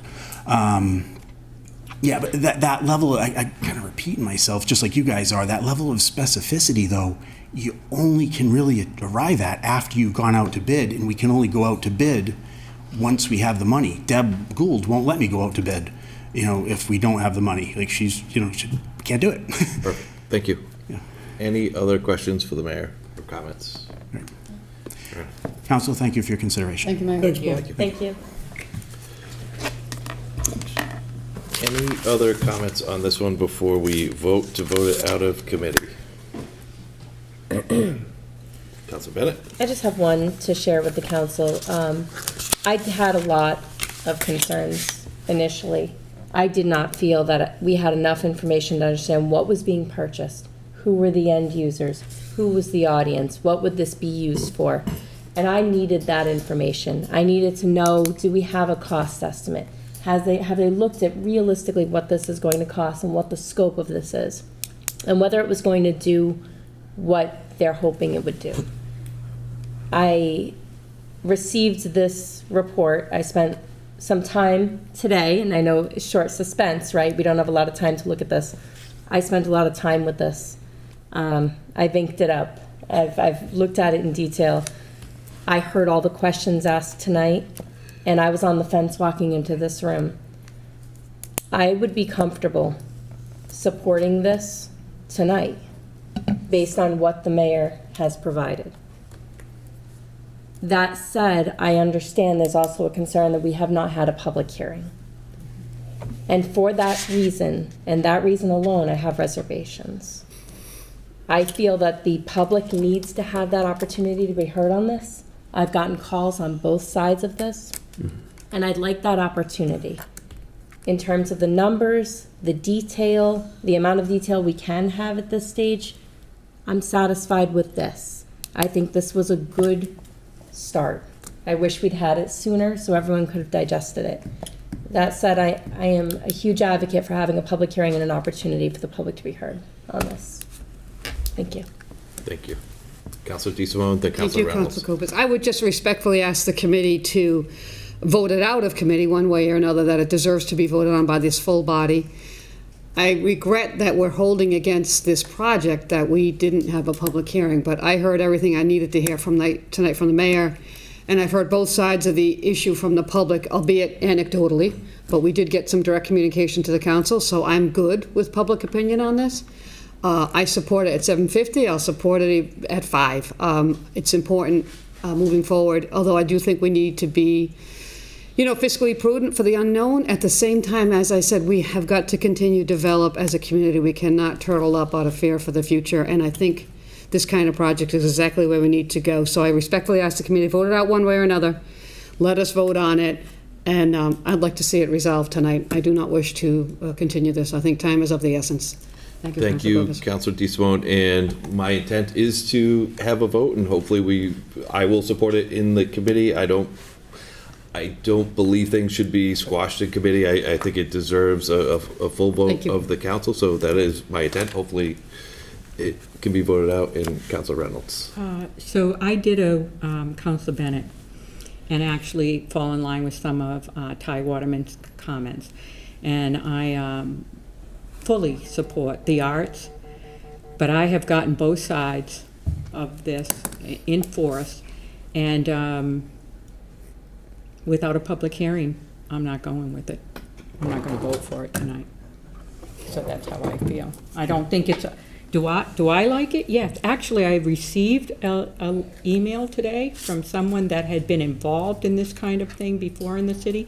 I wish I had printed out the letter. I'm assuming most people received it, and said that there's so many more people that don't want it because they're not into that kind of arts program. Now maybe they aren't. Maybe they're more into sports, and we have a lot of that. So maybe that's what people do like. But I do believe that we need to see the people that do support it, because I personally don't think you're going to do it for $750. I'm with Todd on that one. That are you going to start erasing 100,000 here, 100 for that? Oh, I'll take 300,000. I'll take whatever you give me. I don't want to hear that. To me, that's just nonsense. Is it going to cost $1 million? Is it really going to cost $1 million? Well, then we need to know that.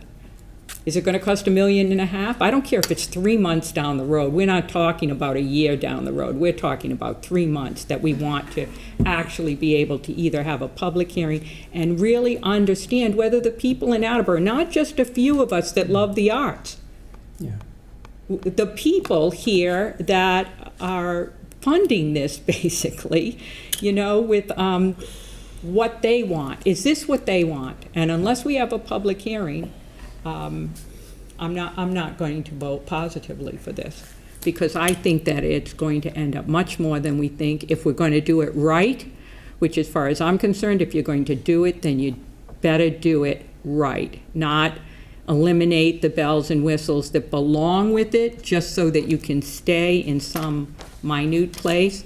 If it is $1 million, $1.5 million, then people need to know that.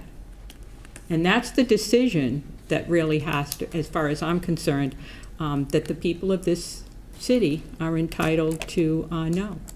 Thank you, Councilor Reynolds. And just the last person, President Delisio, as sitting on the committee, do you have anything else to say before we vote on this? To just to vote it out of committee? No, I think we need to vote it out of committee. It needs to get in front of the full council, and we need to have some semblance of closure one way or another tonight.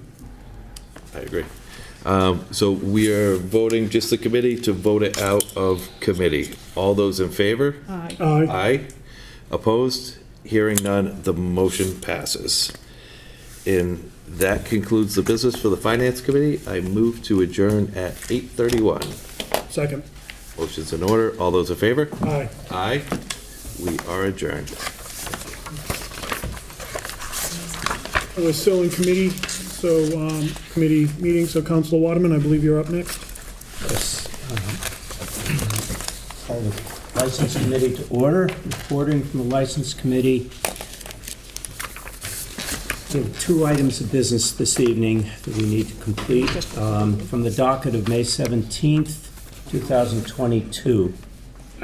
I would entertain a motion to approve the application for a new amusement device license from Spooky Games LLC at North Main Street for a video game and coin pusher. Second. Thank you. Is there any discussion on this item? No discussion. Councilor DeSimone, is there any discussion on your end? No, thank you. I remember this couple. I'm looking forward to having their business open. Excited about it. I am too. So we just need to move on this because they're going to open soon.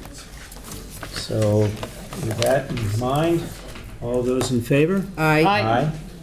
And the vote passes 3-0. And also from the docket of May 17th, 2022, I would entertain a motion to approve the application for a general license to purchase and sell used games, gaming accessories, and collectibles from Spooky Games LLC at 4 Park Street, Attleboro. Second. Thank you. Any discussion there? None. It's just the other part of what they're working on. I think we can have a vote. All those in favor? Aye. Aye. None opposed. It passes 3-0. That concludes what we're doing, so I would call for an adjournment. Second. Thank you. All those in favor of adjournment? Aye. Aye. And that concludes the business of the License Committee this evening. Call for the next committee meeting at the next appropriate time. Thanks.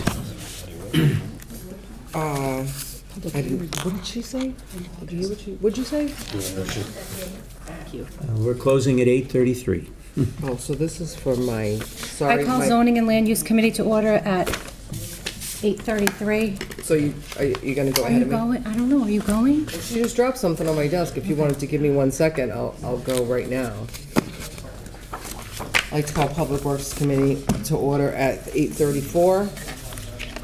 I have 3 motions this evening. From the docket of July 19th, 2022, I entertain a motion to transfer $760 from account 6100-578300, Water Enterprise Fund Reserve Fund for transfer to account 6100-574010, Water Enterprise Fund Insurance, to pay automobile insurance endorsements. Second. Thank you. And this, so this has to, if you see, it has to be done by the end of this month. Does anybody have any questions? Al? All those in favor? Aye. Aye. Motion passes. From the docket of July 19, 2022, I entertain a motion to approve the expending of funds and any future amendments regarding the receipt of a grant in the amount of $72,000 from the Department of Conservation and Recreation for the management of the George I. Spatcher Memorial Pool through June 30th, 2022. Second. Thank you. So this is pretty self-explanatory. We got an excellent grant, so that's very helpful. Does anybody have any questions? All those in favor? Aye. Aye. Motion passes. And then one last one, I entertain a motion to strike the following from the docket of April 19, 2022, to amend section 10.5-3A of the parking ordinance to add more reserved parking spots in the Millennium Twins parking lot on South Main Street for the Lawson Senior Center. Second. Thank you. For obvious reasons, they withdrew. We didn't have the public hearing, and we weren't going to move forward with this, so I'd just like to strike it. All those in favor? Aye. Aye. Motion passes. That's all the business I have for the Public Works Committee. I'd like to call for an adjournment at 8:36. Second. Thank you. All those in favor? Aye. Aye. We're adjourned. Thank you. I'd like to call the IT and Infrastructure Committee to order at 8:35. On the committee is myself, Councilor Conti, and Councilor Holmes. We have 2 items today. The first one, I entertain a motion to transfer $1,000 from account 113310000-524210, Budget and Administration Maintenance of Computers, to account 1133100-558010, Budget and Administration Data Processing Supplies, to cover expenses for the remainder of the fiscal year. Second. Motion's in order. This is just an internal transfer of $1,000 for supplies. I talked to Bill Lennox. It was printer paper, some hard drives, and a couple miscellaneous items to support the data processing for the rest of the year. And so it's an internal transfer, and I support it. Any questions? Hearing none. All those in favor? Aye. Aye. Motion passes. From the docket of July 5th, 2022, I entertain a motion to appropriate $8,500 from account 1000-359000, undesignated fund balance, free cash, general government, to account 1240100-585050, protective inspection computer software, to address the need for funds for permanent software upgrade. Second. Motion's in order.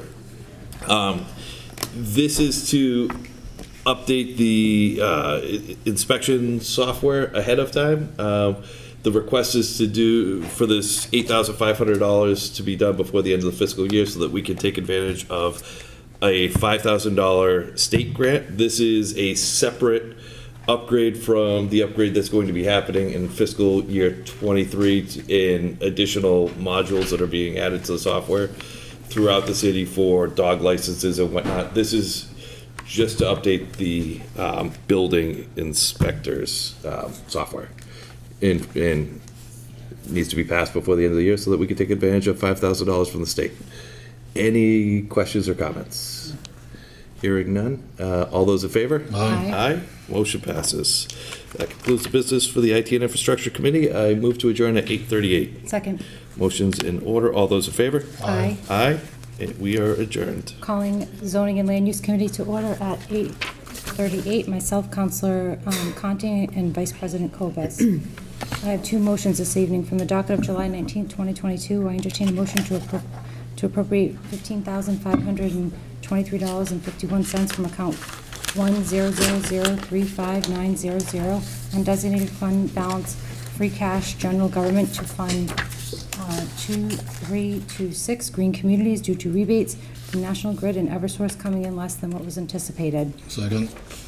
Thank you. We did get a notice on this. This was to complete the, so this is to complete the weatherization projects in various municipal buildings. We needed to add a little bit of the funds due to that. Any other comments or questions? All those in favor? Aye. Aye. Motion passes. From the docket of July 5th, 2022, I entertain a motion to approve expending such funds and any future grant amendments regarding the receipt of the TDI Small Business Acceleration Grant through Mass Development in the amount of $50,000. Second. Thank you. We also received a letter on this. It's just to be able to use that grant. All those in favor? Aye. Aye. Motion passes. I'll call for an adjournment. Second. All those in favor? Aye. Aye. We are adjourned at 8:40. Thank you. I'd like to call the City Property and Claims Committee to order at 8:40. Members present are myself, Councilor Angelo, Councilor Waterman. On the docket of July 19th, 2022, I entertain a motion to declare the following Health Department chairs as surplus and available for disposition. 5 office chairs, they're in poor condition. Second. Thank you. I think it's pretty self-explanatory. Does anybody have any questions or concerns? Hearing none. All those in favor? Aye. Thank you. That motion passes. From the docket of July 5th, 2022, I entertain a motion to declare the following auditing, accounting furniture as surplus and available for disposition. 1 office chair, it's in poor condition. Second. Thank you. Again, pretty self-explanatory. Any questions or concerns? Hearing none. Thank you. All those in favor? Aye. Aye. That motion passes. From the docket of July 5th, 2022, I entertain a motion to declare the following Water Department equipment as surplus and available for disposition.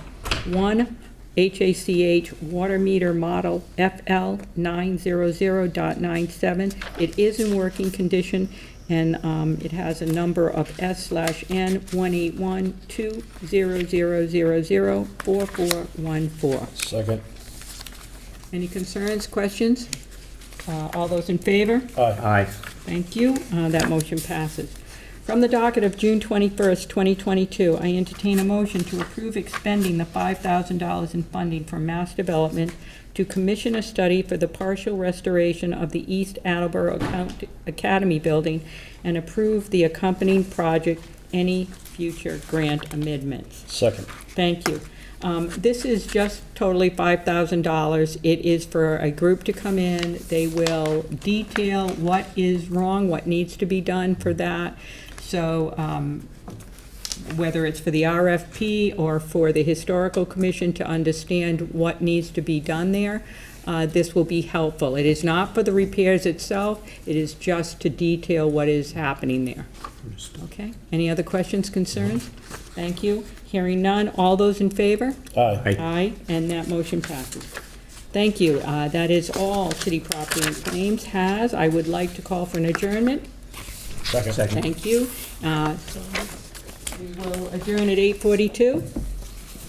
All those in favor? Aye. Thank you. Aye, and we are adjourned at 8:42. Kathleen? Oh, I'm sorry. Forgive me. I'd like to call ordinances, elections, and legislative matters to order at 8:43. With me this evening are fellow councilors Bennett and Holmes. I have one motion, councilors, and then just a plan for moving forward on two pieces of business. The motion pertains, I'm going to call for a public hearing on the illegal dumping ordinance amendment. And by way of moving forward, we have two pieces of business. One is the NIP ban, the proposed NIP ban. The other one is the amendment to the Municipal Building Commission. My plan is to move those quickly, like sometime during the summer. So I'm going to present some changes to both of those that I will hand out to you, and we can discuss them at the next meeting in July.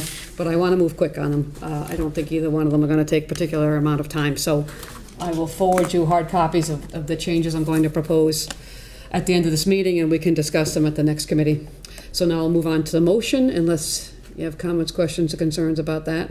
That sounds good. Okay, thank you. Okay, so, moving forward. From the docket of July 19th, 2022, I entertain a motion to call for a public hearing on August 16th, 2022, to discuss the amendment proposal for Section 7-9. Second. Thank you. I just want to get this moving, so I asked the president if we could get it on the calendar for the summer. Comments, questions, concerns? All those in favor? Aye. Aye. All right, thank you very much. That's all I have. Anything else you care to discuss this evening? No. Good? Thank you. All right, then I would entertain a motion to adjourn at 8:44. Second. Thank you. We are adjourned. Thank you very much. Public Works Emergency Management has no business this evening. Okay. And that's all for committee reports. Do we want to take a 5 before we head in, or do we want to just power through? Power through. All right. So, while Laurie gets that, let me get Kate. Additional, like, Are we on 5, Jeff? I don't know. Do you want- Okay, see what the other ones were. This is Public Works. I know. Is that what I she, didn't is see that even different than the one she handed out earlier? Thank you. No, it's all the same. Everything's the Yeah. same. It's just some of them Thank you. Public Works. Thank you. Added stuff. Oh, thank you. Yeah, I only have 2, so, you know. Oh, we can share. Richard has one. I gave Richard one. Oh, okay, so I Richard, got don't this, get yeah, one. I got one. I got one. So here, Ty, that's yours. Sorry, thank you. No worries. I'd like to arise from recess and call the municipal council meeting back to order at 8:45 PM. We will now go right into committee reports, and we will start with Councilor Waterman. Thank you. Reporting from the docket of May 17th, 2022, from the License Committee, I would move to approve the application for a new amusement device license from Spooky Games LLC at 9 North Main Street for a video game and a coin pusher. Second. Thank you. Motion's in order. Any comments? No, I believe we all understand this issue. Okay, we'll have a roll call vote, beginning with Councilor Blair. Mr. Blair. Yes. Ms. DeSimone. Yes. Mr. Angelo. Yes. Ms. Reynolds. Yes. Ms. Holmes. Yes. Vice President Cobus. Yes. Ms. Bennett. Yes. Mr. Conti. Yes. Ms. Dolan. Yes. Mr. Waterman. Yes. President Delicio. Yes. 11 yeas, 0 nays. Thank you. Motion passes.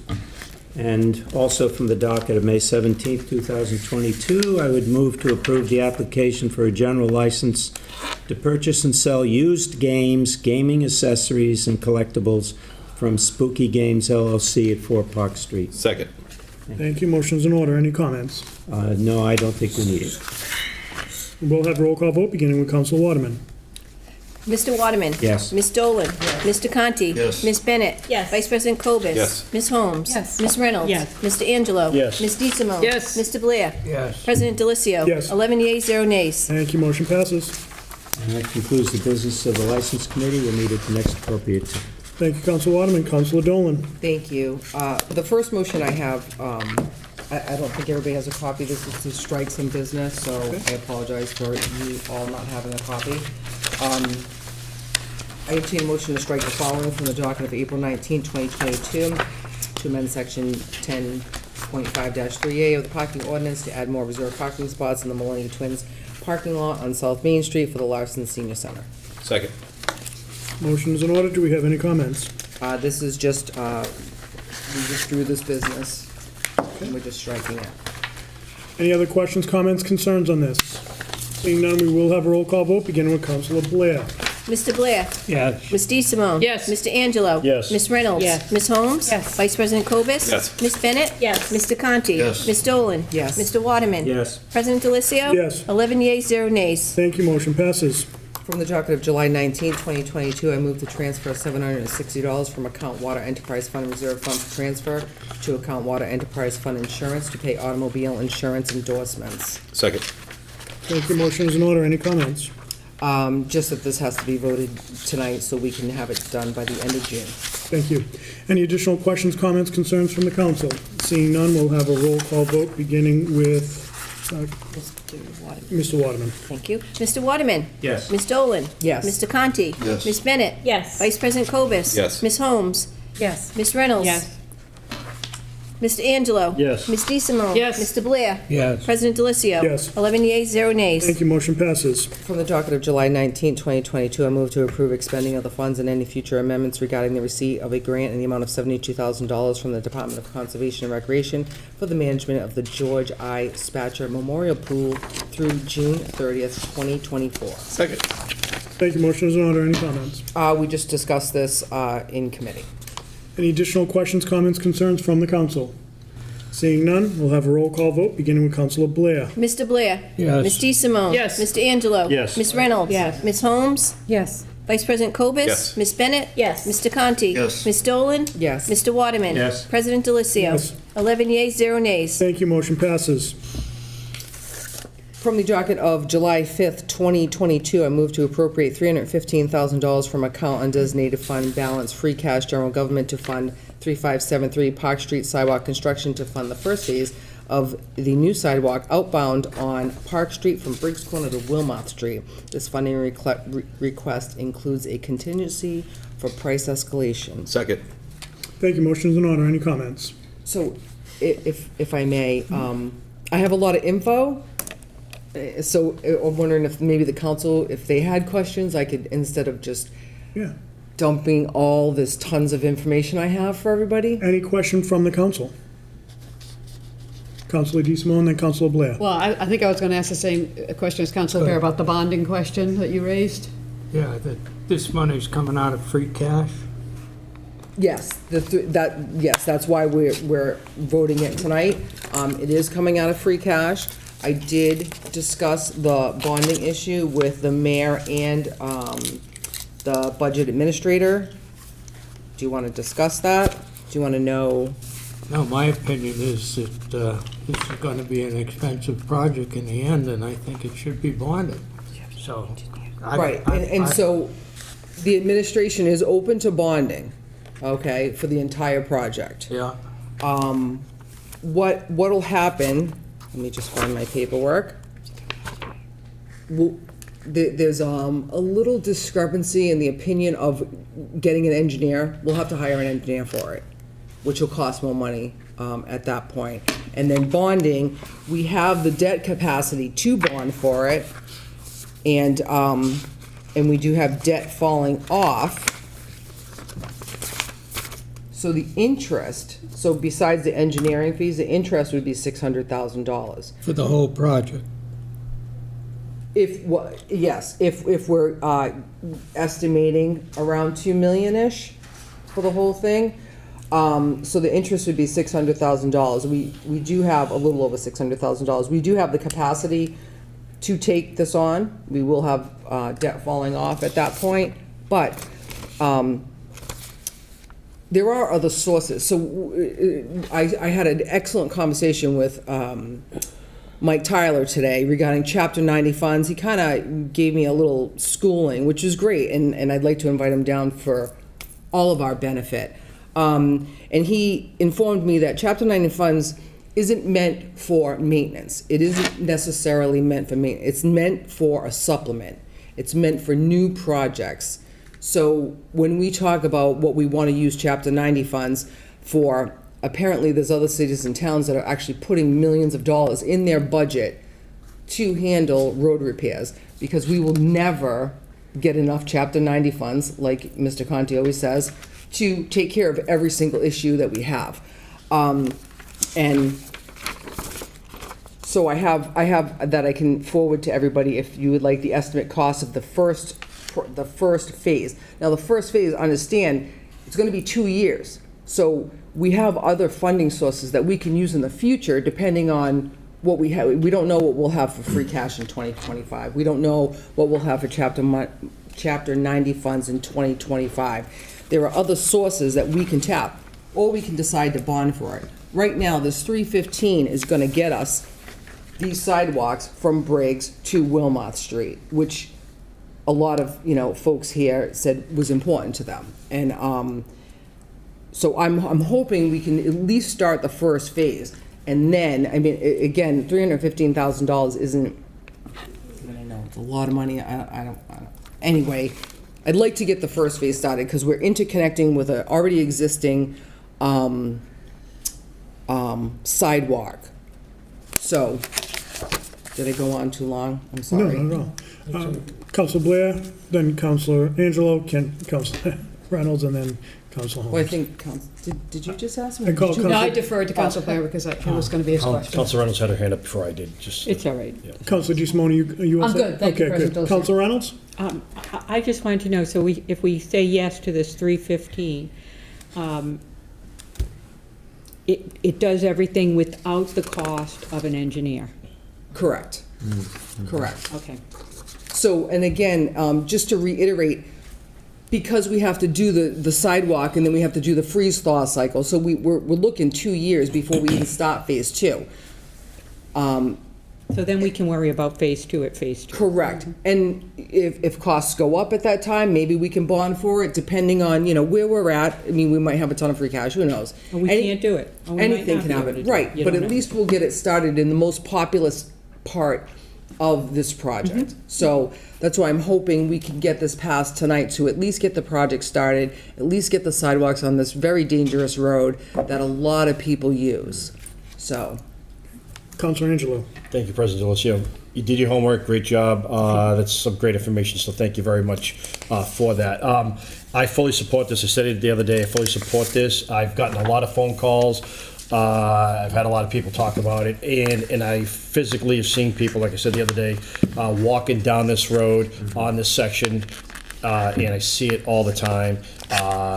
Briggs Corner, Audubon Society, people walking, a lot of people walk to that store to get supplies and walk back. Yeah. And I, like I said, I stopped a bunch of times to just tell people, be a little bit more cautious where you're standing and maybe be walking against traffic and not with traffic. So that's all I have to say. And I will fully support this. Councilor Holmes. Thank you. I do support this, and to Council Blair's point, he said we've opened a can of worms. I agree with that, and I think this is the future. Most of the streets here do need sidewalks, and we need to start somewhere, so I'm okay with that. We want to have homes, we want to have developments, we want to have cul-de-sacs. We need to protect the residents then, and this is part of that. So I love it, and I support it. Councilor Reynolds? I just want to say one more thing, and it goes back to what Councilor Conti said, is we better start putting away $2.96 million to keep everything else in maintenance. I mean, that is the issue that we're behind in. And again, it goes back to, let's do it. You have to do it. I mean, and maybe that means we can't have certain luxuries, because the thing is to do the streets properly. And those are my comments. If I may, very quickly, good job, Laura, Councilor Dolan, on your information. But yes, to emphasize, Councilor Constant, Councilor Reynolds, Council Reynolds, we need to start setting aside money. We can't continue to rely on limited Chapter 90 funds. So that's something we need to keep in our brains moving forward, and that we should indeed be looking for. It's a smart move. Thank you. Yeah. Any additional questions or comments? Council Conti, then Council So I Waterman. say you have to do the first thing before you do the second thing. So, while the administration is making it sound like this is a great deal, spend $315,000 of free cash to get some sidewalks, the reality is that the first thing that needs to be done is to get that $3 million into road repairs first. Then you could spend the $315,000 and not use free cash to do it. That concludes my comments. Thank you. Council Waterman.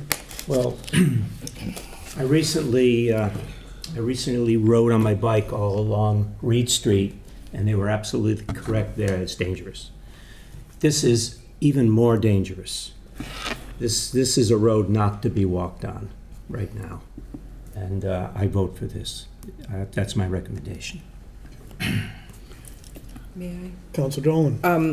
And I think, and again, I'm going to have Mike come down to talk to us about Chapter 90, because we really had a good conversation today, and a lot of stuff that I didn't know, and maybe some of us here don't know, what we can use Chapter 90 funds and such.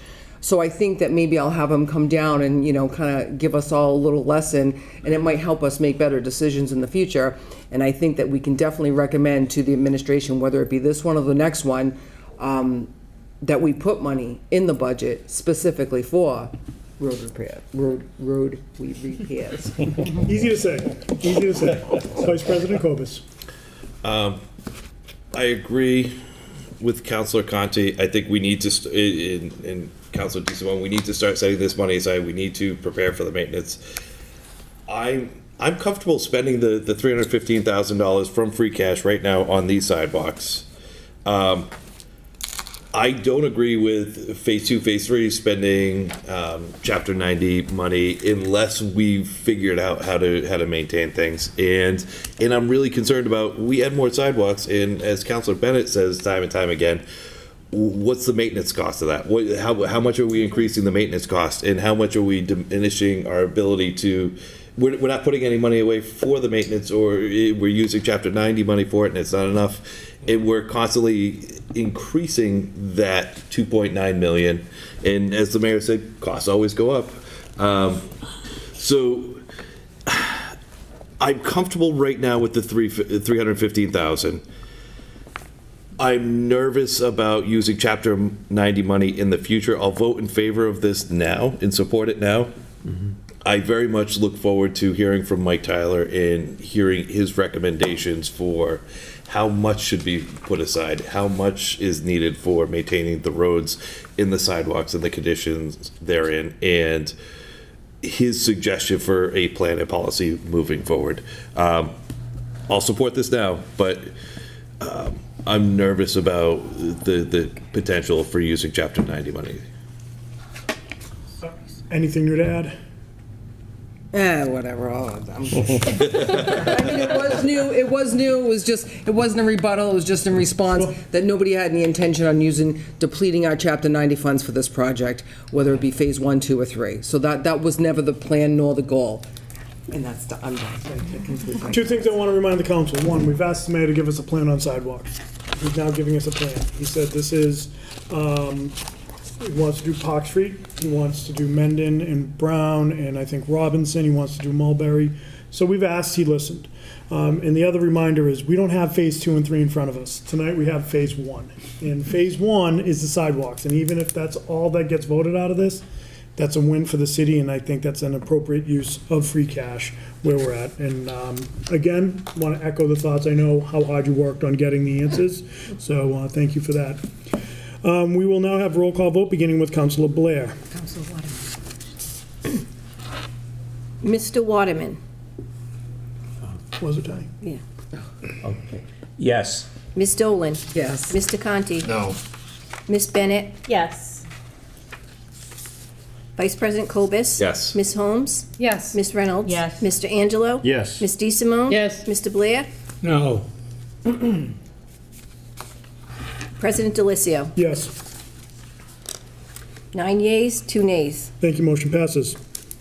From the docket of July 5th, 2022, I move to approve the request of the mayor to amend vote number 21 of 12/21/21 to read. Appropriate $88,000 from free cash to recreation site improvement, pickleball courts, amenities, and site improvements to be constructed at a location to be determined. Second. Thank you. Motion is in order. Any comments? So again, like 2 nights ago, I have the 3 motions regarding the pickleball courts. Like we discussed originally when it was voted out, it was specifically for Finberg. We can't do it at Finberg. I hope you all received and maybe took a peek at Dennis's email. And I think that's it. Counselor Angelo. I fully support this. I think Dennis has done a fantastic job in the city. The results since he's been around have been fantastic. I have full confidence in Dennis, knows what he's doing. He's going to make the right choices and do what's best for the city. The city needs this, and we need to vote this now versus later so this can get started and we don't lose another 6 months on this. And that's all Counselor I have. DeSimone. Briefly, I echo everything that Councilor Angelo said, but I also appreciate Dennis's quick response to give the council the information it was looking for. He's always right on top of his game. I fully support this, as I did 2 nights ago. Any additional questions or comments? Seeing none, we'll have a roll call vote, beginning with Counselor Blair. Mr. Blair. Yes. Ms. DeSimone. Yes. Mr. Angelo. Yes. Ms. Reynolds. Ms. Holmes. Yes. Vice President Cobus. Yes. Ms. Bennett. Yes. Mr. Conti. Yes. Ms. Dolan. Yes. Mr. Waterman. Yes. President Delicio. Yes. 11 yeas, 0 nays. Thank you. Motion passes. From the docket of July 5th, 2022, I move to approve the balance of $7,522 in unused funds originally appropriated for the remediation of 4 softball infields at South Attleboro Veterans Memorial Park per vote number 29 on 12/7/21 to be approved to be used for the construction of pickleball courts in the city. The funds would remain in the same account, continuing appropriation, recreation, site improvements. Second. Thank you. Motion is in order. Any comments? None, this is just the contingency money left over that we discussed Tuesday. Any additional questions or comments? Seeing none, we'll have a roll call vote, beginning with Counselor Waterman. Mr. Waterman. Yes. Ms. Dolan. Yes. Mr. Conti. Yes. Ms. Bennett. Yes. Vice President Cobus. Yes. Ms. Holmes. Yes. Ms. Reynolds. Yes. Mr. Angelo. Yes. Mr. DeSimone. Yes. Mr. Blair. Yes. President Delicio. Yes. 11 yeas, 0 nays. Thank you. Motion passes. From the docket of July 5th, 2022, I move to approve the request of the mayor that the balance of $3,485 in unused funds originally appropriated for the Conley and Ponson Hewitt basketball courts per vote number 16 on 11/16/21 be approved to be used for the construction of pickleball courts in the city. Additionally, I move to transfer $3,485 from account recreation outdoor facility improvements to account continuing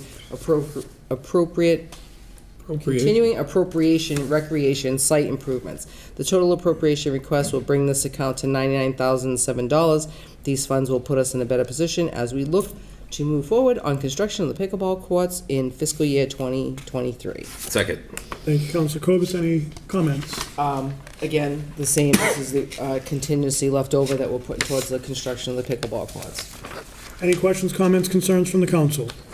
Seeing none, we'll have a roll call vote, beginning with Counselor Blair. Mr. Blair. Yes. Ms. DeSimone. Yes. Mr. Angelo. Yes. Ms. Reynolds. Yes. Ms. Holmes. Yes. Vice President Cobus. Yes. Ms. Bennett. Yes. Mr. Conti. Yes. Ms. Dolan. Yes. Mr. Waterman. Yes. President Delicio. Yes. 11 yeas, 0 nays. Thank you. Motion passes. Thank you, that's all the business Public Works has for this evening. We look forward to a committee meeting at the next appropriate time. Thank you. We'll now go to Finance. We'll ask Counselor Conti to recuse himself. Thank you.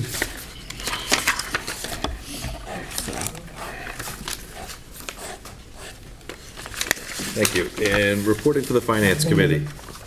Listen to Counselor Reeves.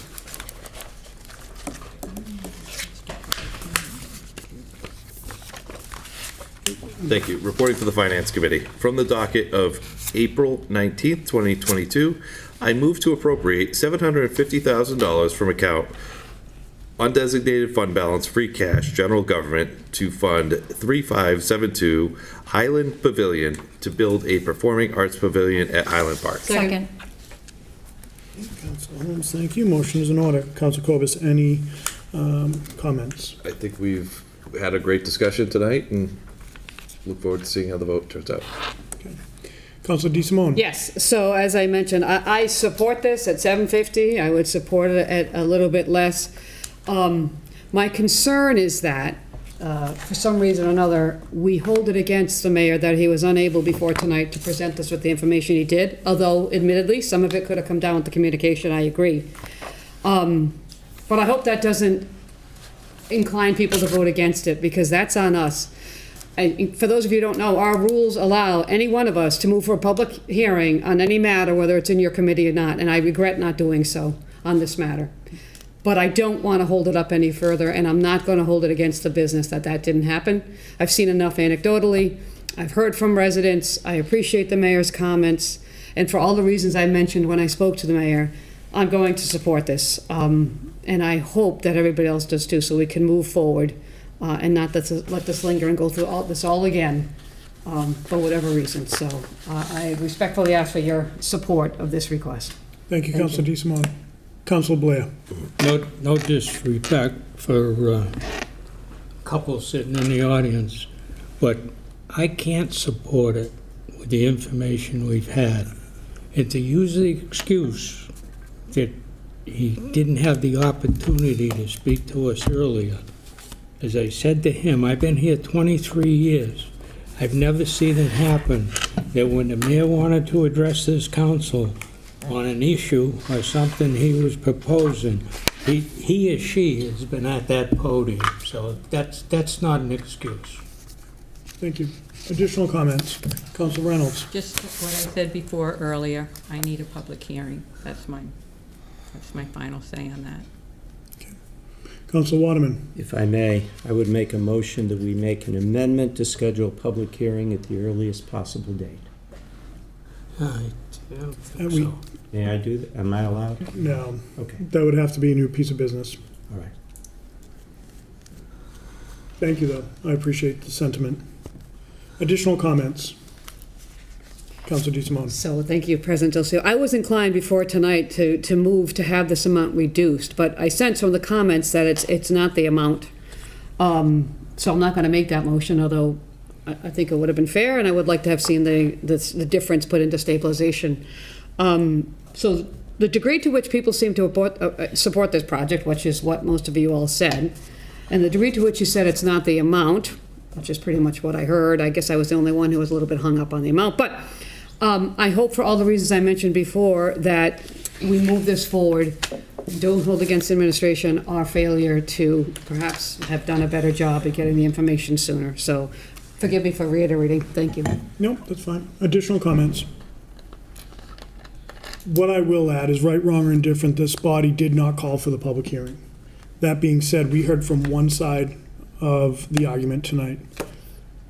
I'm less inclined to be concerned about making the public hearing the number one factor in this.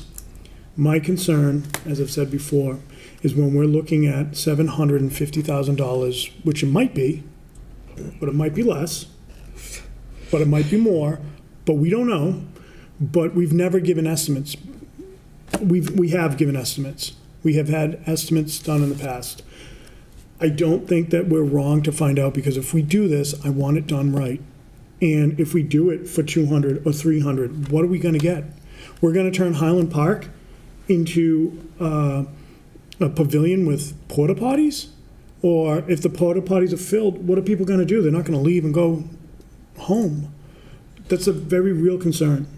I think if we're going to do it, we need to do it right. I think we owe it to the other side of the argument, of the cause, to hear their thoughts. We owe it to them. And yes, it's on us that we didn't do it. Every single one of us could have, and we didn't. The fact of the matter is, for the chair, I did put in there, do you want to have the public hearing? We talked about it. It's going to happen. My role as president isn't to force anything on the committee chair. We have to trust in each other. That was his decision, and I don't fault him for that.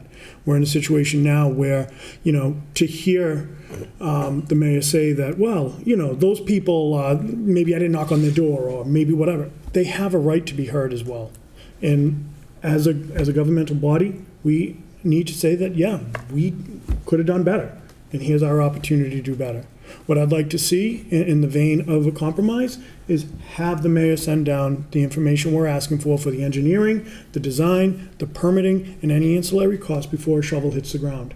Then after that, let's find out what that price really is, and then let's do it the right way. We have the opportunity, we have the cash now, and to say we won't have the cash at the end of October is simply not true, because all money that's not expended by the end of the fiscal year goes into the undesignated fund, and that is part of the free cash certification. I do like this project, but we have a fiduciary responsibility not to just hear to one side. We need to hear to both. And I'm sorry, if it takes now or if it takes October, October isn't ideal, and I get that. Councilor DeSimone, you're not wrong at all in your sentiments, at all. I just think that we owe the other side the opportunity to speak, and I think we owe both sides the opportunity to come down and have their voices heard on this important issue. Vice President Gobis.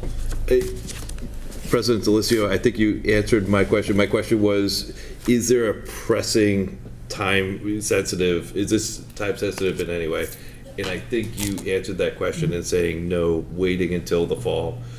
Is it going to hurt anything in doing our due diligence? Is it going to hurt anything? Is that correct? It is correct. Okay. Councilor Angelo, then Councilor Blair. As I stated earlier, I fully support this, and I have no issues with the price tag on this, but I completely agree with everything you just said. I think that's incredibly smart, and I think it's even been mentioned tonight. You know, if you plan to fail, you fail to plan, or vice versa. So, but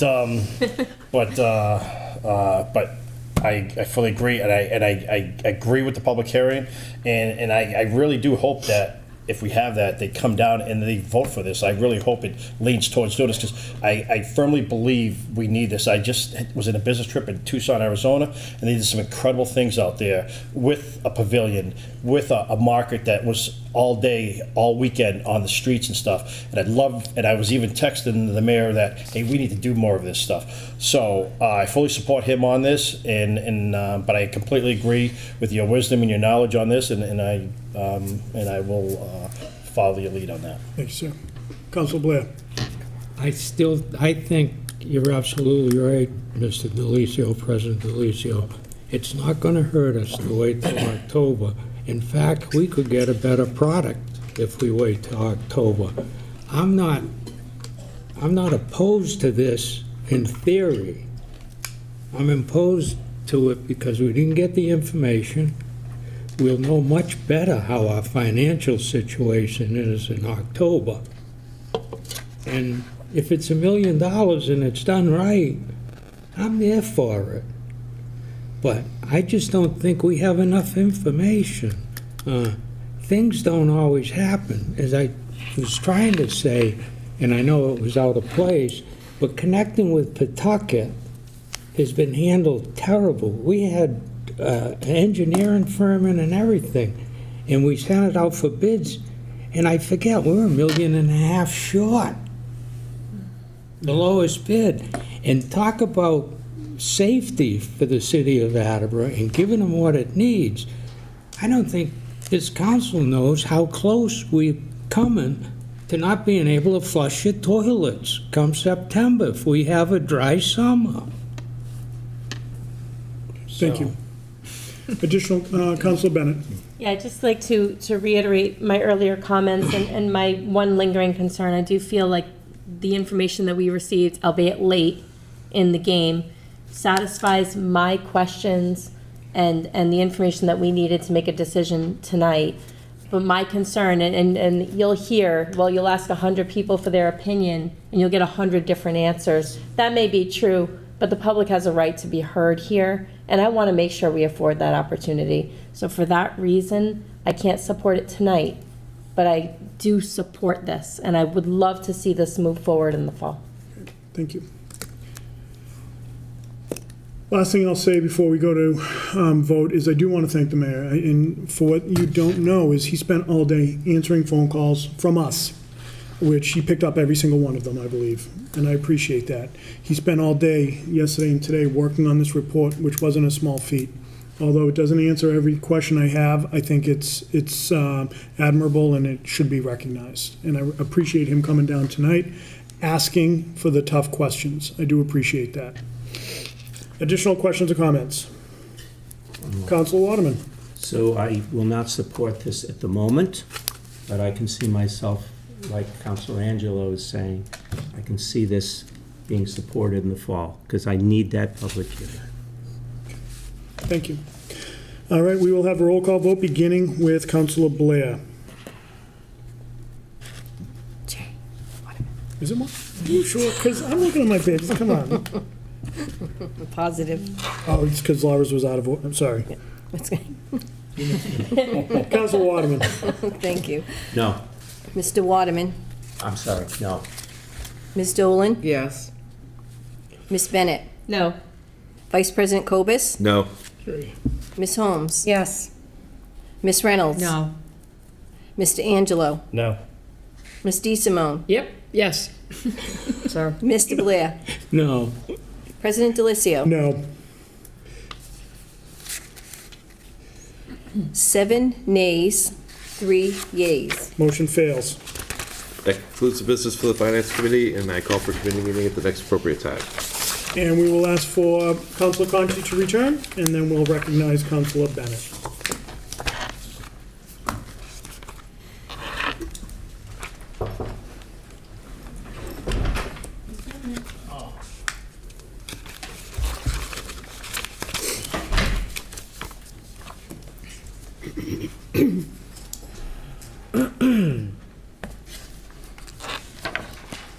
Councilor Bennett. Reporting for Traffic and Transportation Committee, one item for the council this evening. From the docket of June 21st, 2022, I move to approve a 36-month transportation services agreement with H&L Bloom for 2 one-year renewals with the Attleboro Public Schools. Second. Thank you. Motion's in order. Any questions? No comments, rather. None, thank you. Any questions or comments from the council?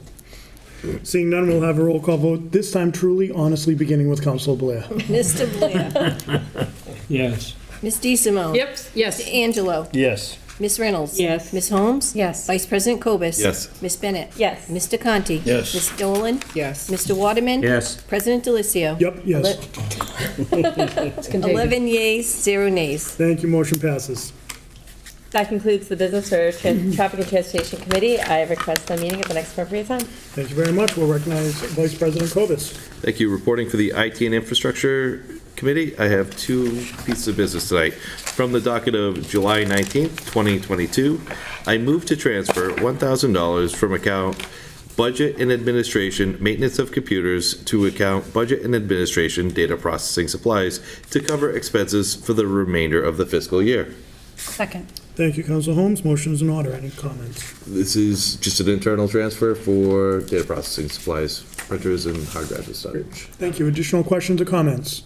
Seeing none, we'll have a roll call vote, beginning with Councilor Waterman. Mr. Waterman. Yes. Ms. Dolan. Yes. Mr. Conti. Yes. Ms. Bennett. Yes. Vice President Cobus. Yes. Ms. Holmes. Yes. Ms. Reynolds. Yes. Mr. Angelo. Yes. Ms. DeSimone. Yes. Mr. Blair. Yes. President Delicio. Yes. 11 yeas, 0 nays. Thank you. Motion passes. From the docket of July 5th, 2022, I move to appropriate $8,500 from account Undesignated Fund Balance Free Cash General Government to account Protective Inspection Computer Software to address the need for funds for permit software upgrade. Second. Thank you, Councilor Holmes. Any comments, Vice President Cobus? This is timely. We need to approve this now so that we could take advantage of a $5,000 state grant. Excellent. Any additional questions or comments? Seeing none, we'll have a roll call vote, begin with Councilor Blair. I'm even looking right at you. Mr. Blair. Yes. Ms. DeSimone. Yes. Mr. Angelo. Yes. Ms. Reynolds. Yes. Ms. Holmes. Yes. Vice President Cobus. Yes. Ms. Bennett. Yes. Mr. Conti. Yes. Ms. Dolan. Yes. Mr. Waterman. Yes. President Delicio. Yes. 11 yeas, 0 nays. Thank you. Motion passes. That concludes the business for the IT and Infrastructure Committee, and I call for a committee meeting at the next appropriate time. Thank you, Councilor Holmes. Thank you. Reporting from Zoning and Land Use Committee, I have 2 motions this evening. From the docket of July 19, 2022, I entertain a motion to appropriate $15,523.51 from account Undesignated Fund Balance Free Cash General Government to fund 2326 green communities due to the rebates from National Grid and Eversource coming in less than what it was anticipated. Second. Thank you. Motion is in order. Any comments? We discussed it during committee. Thank you. Additional questions, comments, concerns? Seeing none, we'll have a roll call vote beginning with Councilor Waterman. Mr. Waterman? Yes. Ms. Dolan? Yes. Mr. Conti? Yes. Ms. Bennett? Yes. Vice President Cobus? Yes. Ms. Holmes? Yes. Ms. Reynolds? Yes. Mr. Angelo? Yes. Ms. DeSimone? Yes. Mr. Blair? Yes. President Delicio? Yes. 11 yeas, 0 nays. Thank you. Motion passes. From the docket of July 5th, 2022, I entertain a motion to approve expending such funds and any future grant amendments regarding the receipt of the TDI Small Business Acceleration Grant through Mass Development in the amount of $50,000. Second. Thank you. Motion is in order. Any comments? No, we discussed it during committee. Councilor DeSimone. Just one, that's a nice chunk of change right there, happy to Right. have it. Absolutely. Additional questions or comments? Seeing none, we'll have a roll call vote beginning with Councilor Blair. Mr. Blair? Yes. Ms. DeSimone? Yes. Mr. Angelo? Yes. Ms. Reynolds? Yes. Ms. Holmes? Yes. Vice President Cobus? Yes. Ms. Bennett? Yes. Mr. Conti? Yes. Ms. Dolan? Yes. Mr. Waterman? Yes. President Delicio? Yes. 11 yeas, 0 nays. Thank you. Motion passes. That's all the business this evening. I'll call from the committee meeting at the next appropriate time. Thank you. Councilor Reynolds. Reporting for city property and claims from the docket of July 19th, 2022, I move to declare the following health department chairs as surplus and available for disposition. 5 office chairs in poor condition. Second. Thank you. Motion is in order. Any comments? None. Additional questions or comments? Roll call vote is required. We'll begin with Councilor Waterman. Mr. Waterman? Yes. Ms. Dolan? Yes. Mr. Conti? Yes. Ms. Bennett? Yes. Vice President Cobus? Yes. Ms. Holmes? Yes. Ms. Reynolds? Yes. Mr. Angelo? Yes. Ms. DeSimone? Yes. Mr. Blair? Yes. President Delicio? Yes. 11 yeas, 0 nays. Thank you. Motion passes. From the docket of July 5th, 2022, I move to declare the following auditing, accounting furniture as surplus and available for disposition. 1 office chair, it's in poor condition. Second. Thank you, Vice President Cobus. Councilor Reynolds, any comments? I have none. Additional comments from the council? Seeing none, we'll have a roll call vote beginning with Councilor Blair. Mr. Blair? Yes. Ms. DeSimone? Yes. Mr. Angelo? Yes. Ms. Reynolds? Yes. Ms. Holmes? Yes. Vice President Cobus? Yes. Ms. Bennett? Yes. Mr. Conti? Yes. Ms. Dolan? Yes. Mr. Waterman? Yes. President Delicio? Yes. 11 yeas, 0 nays. Thank you. Motion passes. From the docket of July 5th, 2022, I move to declare the following water department equipment as surplus and available for disposition. 1 water meter, and it's in working condition. Second. Thank you, Vice President Cobus. Councilor Reynolds, any comments? No, I have none. Additional comments from the council? Seeing none, we'll have a roll call vote beginning with Councilor Waterman. Mr. Waterman? Yes. Ms. Dolan? Yes. Mr. Conti? Yes. Ms. Bennett? Yes. Vice President Cobus? Yes. Ms. Holmes? Yes. Ms. Reynolds? Yes. Mr. Angelo? Yes. Ms. DeSimone? Yes. Mr. Blair? Yes. President Delicio? Yes. 11 yeas, 0 nays. Thank you. Motion passes. From the docket of June 21st, 2022, I move to approve expending the $5,000 in funding from Mass Development to commission a study for the partial restoration of the East Attleboro Academy building and approve the accompanying project, any future grant amendments. Second. Thank you, Vice President Cobus. Councilor Reynolds, any comments? No, I have none. Any additional comments from the council? Seeing none, we'll have a roll call vote beginning with Councilor Blair. Mr. Blair? Yes. Ms. DeSimone? Yes. Mr. Angelo? Yes. Ms. Reynolds? Yes. Ms. Holmes? Yes. Vice President Cobus? Yes. Ms. Bennett? Yes. Mr. Conti? Yes. Ms. Dolan? Yes. Mr. Waterman? Yes. President Delicio? Yes. 11 yeas, 0 nays. Thank you. Motion passes. That is all the business city property and claims has this evening, but I would like to call for a committee meeting at the next appropriate time. Thank you, Councilor Angelo. Thank you, President Delicio. Reporting for Personnel, Veterans, and Human Services Committee. From the docket of July 5th, 2022, I move to approve the appointment of Kevin Smith, 85 Steeple Chase Circle, Attleboro, to fill an unexpired term in the Historical Commission as an alternate member, term to expire February 2024. Second. Thank you, Vice President Cobus. Councilor Angelo, any comments? Just that we just heard from Kevin Smith today, and he'll be a great addition to the Historical Commission. Additional comments from the council? Seeing none, this requires a voice vote. All those in favor? Aye. Thank you. Motion passes. For the docket of July 5th, 2022, I move to approve the expenditure of grant funds in the amount of $16,054 by the Council on Aging for the community, from the Community Development Block Grant, and approve the expenditure plus any further grant amendments. Second. Thank you, Vice President Cobus. Councilor Angelo, any comments? No, sir. Additional comments from the council? Seeing none, we'll have a roll call vote, beginning with Councilor Waterman. Mr. Waterman? Yes. Ms. Dolan? Yes. Mr. Conti? Yes. Ms. Bennett? Yes. Vice President Cobus? Yes. Ms. Holmes? Yes. Ms. Reynolds? Yes. Mr. Angelo? Yes. Ms. DeSimone? Yes. Mr. Blair? Yes. President Delicio? Yes. 11 yeas, 0 nays. Thank you. Motion passes. For the docket of July 5th, 2022, I move to approve the expending of the funds by the Council on Aging for expenditure during FY 2023, and also approve any further grant amendments regarding the award of the FY 2023 Regional Shine Grant in the amount of $93 and $93,000. Oh, Yeah. nice, sorry. I know Sorry, what's gonna be. $93,259. Second. Thank you, Vice President Cobus. Councilor Angelo, the motion is in order. I think this is a fantastic opportunity, and this is great, and we're good. Councilor DeSimone. Kudos to Melissa Tucker for securing between these two close to $100,000 in grants, so well done. Councilor Waterman. Over 100. I totally agree with kudos towards Melissa Tucker. We're managing for all the communities in this area. It's over a dozen communities. We're managing the Shine Grant. We continue to do that very well. Thank you. Yeah, I'll add, I think it's both, the Shine Grant is an extremely important grant in terms of the day-to-day functioning over there, so I'm glad to see it's 93,000 and not 93, so. Yeah. Much more palatable. Hey, I've called on the wrong people 20 times tonight. That being said, we'll have a roll call vote, beginning with Councilor Blair. Mr. Blair? Yes. Ms. DeSimone? Yes. Mr. Angelo? Yes. Ms. Reynolds? Yes. Ms. Holmes? Yes. Vice President Cobus? Yes. Ms. Bennett? Yes. Mr. Conti? Yes. Ms. Dolan? Yes. Mr. Waterman? Yes. President Delicio? Yes. 11 yeas, 0 nays. Thank you, motion passes. That's all of us. We have a Personnel Veterans Human Services Committee. I call meeting at the next appropriate time. Thank you. We'll now recognize Councilor DeSimone. Thank you. Reporting for ordinances, elections, and legislative matters. I have one item of business this evening from the docket of July 19th, 2022.